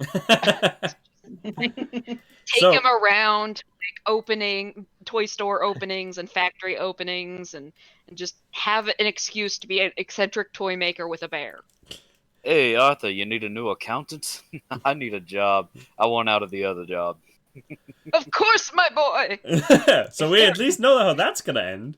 Arthur and Vincent! I'm gonna at least offer for you guys to follow me on to, because we were going to visit my aunt's house before showing Alaska around Europe, but I don't think that's happening now. He doesn't have a place for a bear. Well, I mean, we just Arthur, crash at the aunts instead of wandering around Europe with a bear. Arthur's entire shipment of toys is mysteriously gone now. How often have you ended a Call of Cthulhu campaign with a bear companion? Never. Nope. So, actually, yeah, Malachi? That's actually a good question. Is Arthur's toy shipment in the cargo hold? Or is it just gone? All of the toys that were in the cargo hold are gone. Oh fuck! That's hey, you can hire me for your accounting after that's situated, because that's gonna be a hell on the books. But them. But Arthur, you can definitely rest assured that you know what happened to them. The liner insured them. That is true. You are pretty good insurance-wise. But Arthur, I'm gonna tell you something that I was gonna wait until we finished the campaign. I have a wooden foot now. No, If you hadn't picked up the card, you would have turned into a toy when they finish the seal. Oh no. Oh no! So it would have ended with you You being a toy. You guys would have just showed up with a life-sized Arthur doll, and you, like you'd get there, and everyone would start crying over the toy. I was gonna thematically Well, make you smaller so outside. that Alaska could take you with her, but yeah, you would have been a toy, a small I'm glad Arthur it- toy. Speaking of Alaska, her and Vincent have something that is particularly shared between them that no one else knows now. Yeah, their know a minds are truth. very affected now. They know a truth of the universe that no one else in the party knows. Yeah. Yeah, Arthur's still oblivious, although he's much more angry and willing to commit violence. Malachi is of two minds because he still believes on the surface that everything he experienced was just a dream. But we all conspicuously woke up knowing about what happened in his dream, so Yeah, he's got some conflicted shit for a while. He's going to need to go do the very first versions of psychoanalysis that existed. yeah. There are hospitals. Gonna get some Actually electric talk to Freud. Time to go to, was it Prussia? Is that where he's at? Or I have no idea. he's here in Europe. But That's hilarious.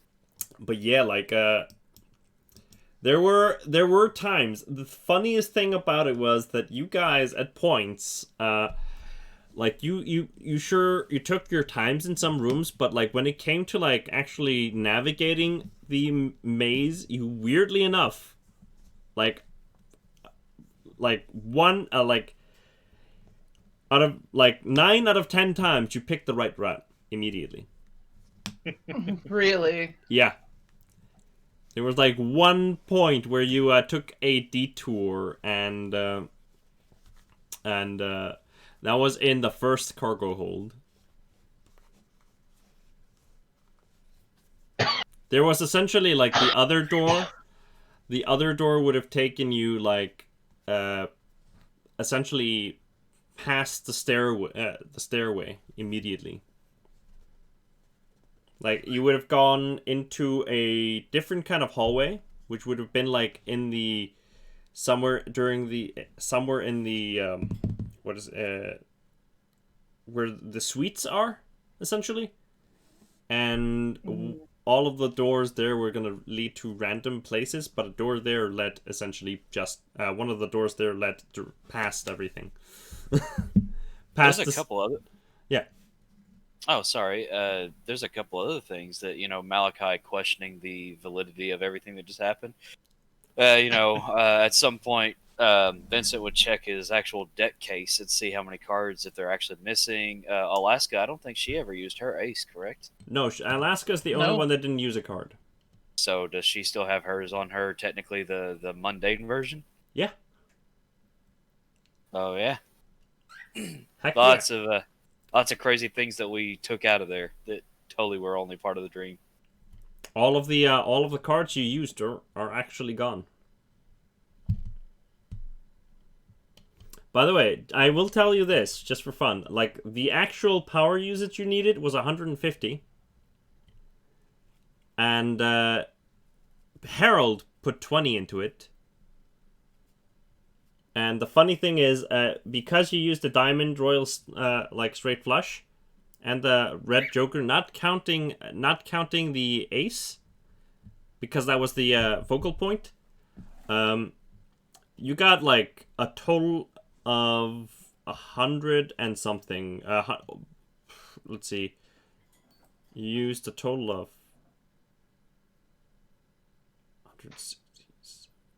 185 power. Because each card you use counted as 5 power. You still have most of yours. But with time, probably, your power will return. Certainly hope so. Malika is not looking so good. No. Yeah, it's a real drain on the soul doing something of this scale. But Yeah, that's why I luckily, knew I'm just happy. luckily we're But only I'm just happy repairing. Harold. Because Yeah. I'll ask the question, because I'm sure at some point he would try and do it again. Can Malachi still do the Elder Sign spell later? Yes, he can. Perfect. The spell actually functions pretty well. But no, but Malachi, that it was just also- a dream.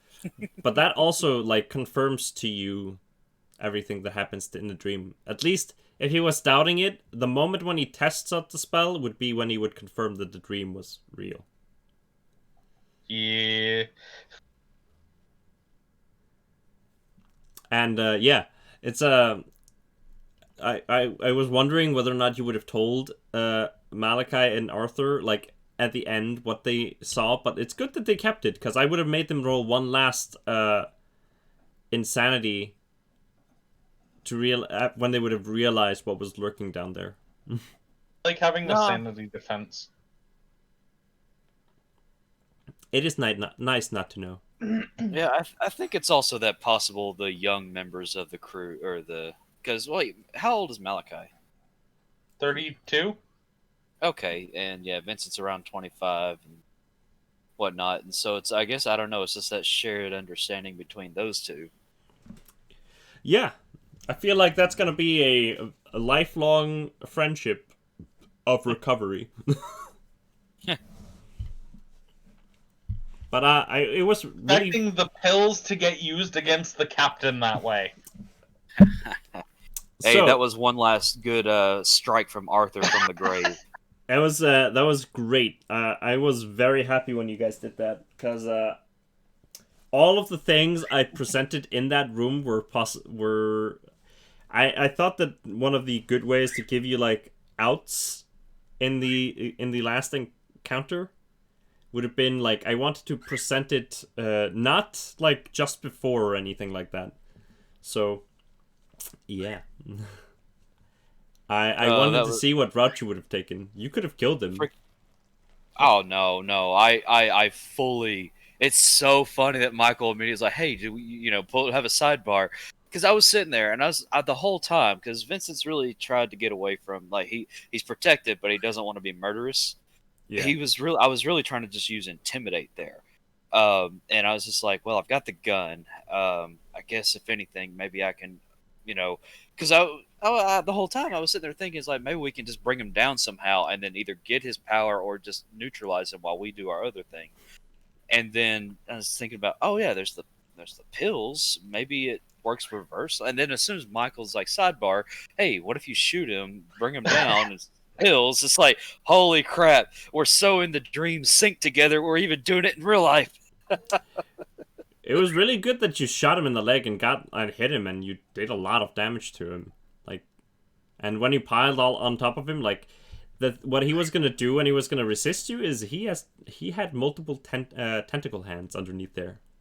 Yeah. And fun. just because it was fun, the one that you met in the cave of the ship, that was the actual Sven.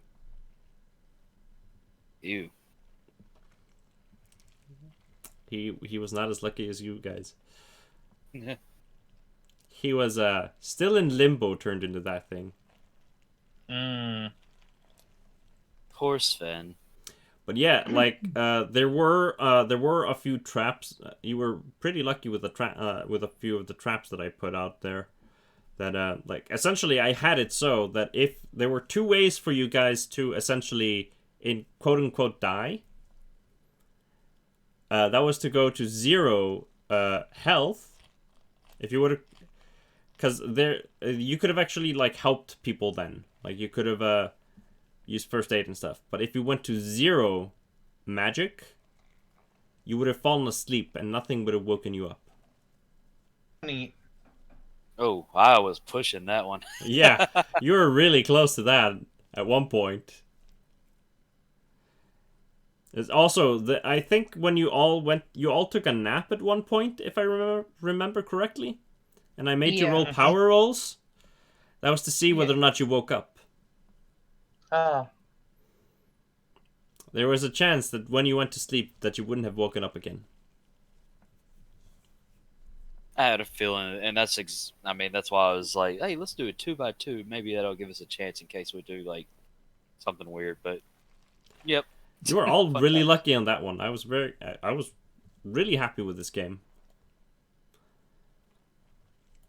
Especially since I've had it kind of like I spent a lot of time prepping it, and I'm happy to have played with you guys again. Also, it's good to have the gang here. Been Done great. Now, for just for all of us and We people. just lost you. Oh, Zia. Would you look at that? Well, while Zia is missing, really quickly. Well, yes, actually, Callan, you sent me a message there that I just didn't see. Sorry about that. It's fun. I was bringing it up in story, so if we ever play these characters again, then it can possibly happen. Yeah. Uh-oh. Oh. But if you want, I'll give you that moment if you want. Oh no! It was just gonna be involved with that. Basically, all it was Brandon. I was gonna be like, it's like while everyone, like Malachi was talking to the people doing the translations, and Arthur was being Arthur. It was gonna be kind of like just a quick moment between Vincent and Alaska on the whole. They had that one shared thought of something. They and know just the kinda- truth of what lurks in the deep. Can you guys hear me? Yeah, we Yep. can hear. Welcome back. Sorry, a fuse blew, Oh wow! and so I've been trying back. Wow, that's rough. But yeah, that's all it was. It was just gonna be kind of like the shared, like everyone's happy, we're all awake, but then they'd have that one little somber look between them, possibly. That look that you give people with like your mouth slightly open and aghast, like we saw that shit, didn't we? We saw that But- shit, didn't we? That's again something that they can grow into over time. This is probably the last game of the year I'm expecting. Yes. So I'm assuming that everyone's gonna be busy for Christmas. Yes. And now I'm not gonna take too much of your time extra for this stuff, but I want to ask you guys what you guys want to do now that we finished this story here.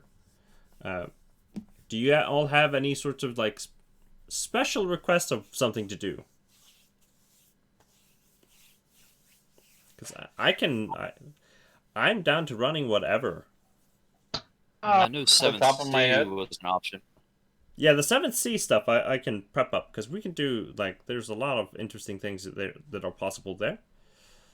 And, if you don't have any specific ideas right now, that's also fine. I just would want love to go back to, and it doesn't really matter when, if you want to do something in between, but I would love to go back to more of a police investigation like we had for the werewolf murders. More room for us to go completely off the rails. Yeah! With those characters or with the new character set? You don't care. It depends. Like, I'm happy to play Leslie again. I would assume, since I would probably run it as a continuation of the unsolved saga, essentially, I would probably bring back the old team. And I know Richard would be taking time to heal, recover mentally and physically. yeah, there's definitely gonna be months between. I love the idea that Gene comes back, no one has any understanding why, and he's just like, yeah, I don't want to talk about it, but let's go, like, deal with this other shit. I am definitely down for us, like, taking a moment at some point and just discussing downtime and things, like for that. And we can do that whenever, before we even, like, but now that I know that you guys want that, I'm gonna take some time to prep an actual thing. I probably will run something in the meantime. And we'll just take time, we'll be taking a small hiatus while we decide that, which will be mostly like the Christmas time and maybe 1 week after that. But I will say that we'll probably meet up and decide properly what we'll do. I'll probably use a little bit of Christmas and like when I have free time to just make some plans, and I will be using time when we run the next game to prep the next Unsolved. Because I need to find I have theories on what I want to do, but I need to do some research beforehand.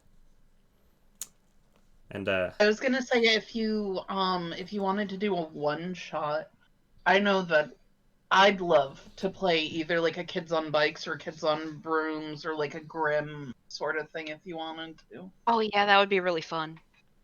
That could be fun. Yeah. uh I got that new bike. Yeah, it's super shiny, oh, guys. I have a dumb idea. I have a very dumb idea, but I think it's gonna be funny. So I've told you guys about the Gen Con game that I run, right? Yes. Maybe. Would you guys want to Probably. go through a one shot of that? Yeah, that'd be fun. It is a planned. Sure. It is a 4-hour game. It is no. It's a 3-hour game planned. Any different than normal Godpool. 3 hours is much shorter than we usually play. That is true, yeah. but I wanted to mention it at least. But Is it and it's Cthulhu, I'm guessing? no, it is in a system called Urban Shadows. Okay. I could use Call of Cthulhu, but Urban Shadows fits better in this kind of sense. It's No, I'm down for whatever it is. I was just asking what the system is. yeah, but Urban Shadows is essentially a Buffy the Vampire Slayer kind of like system. It is very reminiscent towards that. So I'm definitely down to running that, which will be funny because Zia will be encountering herself as the Raccoon Oh Queen. no. And you'll be encountering Jean and around a bunch of people that are weird. Oh boy. It's so Wizard much Jean, fun. Raccoon Witch, Zia. There's a lot of people. It will be a interesting thing, but that's a one shot that I've already written and is ready. So I'm down to running that for you guys at least once while we decide some things and stuff. Yeah, that'd be great. Okay. All right. Sounds good. But I think this will be a wonderful spot to call it. I want to thank you guys for a wonderful time. It was a great session and just a great time overall. I had a lot of fun. And oh wait, that's not what I wanted to do. There it is. And I'm not sure I will probably hear. I will maybe talk to Kellen on Wednesday. I don't know. But I will at least want to wish all of you here, Zia, Brienne, Michael, and Kellen, in case I don't see you on Wednesday. But I want to wish all of you a Merry Christmas and a Happy New Year. And a happy Merry Yule to Christmas. you. Oh, thank you. Everyone get That's ready for round tomorrow, 2. Is it not? It is now. Yule has started today specifically. It's just, like it started thought it was 1 hour over. and 27 minutes ago. Oh, at sun. Oh no, you're ahead of us. I am because I don't do anything very. I'm actually weirdly enough I have vacation during that time, so I'm actually have a vacation time during my Yuletide, but I'll be celebrating Christmas basically normally as with everyone else. But it's gonna be nice. So, my name's G20, more commonly known as Godpool, and I was the game master and captain for It's Time We All Slept. Who knows? Maybe we will visit these characters again soon, or at some point. I hope we do, at least at some in some capacity. And I want to thank my wonderful players. Zia, who played the role of the toy maker, the owner of AIM Toys. Arthur Ingold Morgan. Thanks for having me. It's wonderful to have you. I want to thank my buddy for playing the gangster turned into a not gangster accountant working for toy AIM companies in the future, hopefully. Vincent, My new son! the Scar Malone. Oh God, what have I done? Merry Christmas, Hey, I everybody. mean, Arthur is No. childless. You could inherit the whole thing. Hey, buddy, how you doing? No, I'm just kidding. He'll take on the name and then he'll be the Post Malone. Oh my God. Hey, clap, bud. That's a premier pun. Beautiful. Michael for playing the assistant and teacher of the child wonder. Wait, did I start with Michael or Malachi? I don't know. Well, Michael, who played Malachi. Alaska, really though, did you finish your homework? And finally, Brienne, who played the role of the child wonder and the one that really shouldn't have been here at all, since it is terrifying for a child to go through, Alaska Bell. It was Cthulhu. It was fucking Cthulhu. Oh God, you said the name. I thought it was just very, very fitting since I made a dream thing. Oh yeah. Oh yeah. Wait, He's not called the you Great Dreamer for nothing. You forgot our last cast member. Oh no, I was just about to get to him. And Yeah. none of us can forget the mascot of the mascot and the one we all love, Harold the Squeaky Bear. I was waiting Played for by a duck. Yeah, played by a duck. I was waiting for the honk. Thank you all for watching. We'll see you guys in the new year.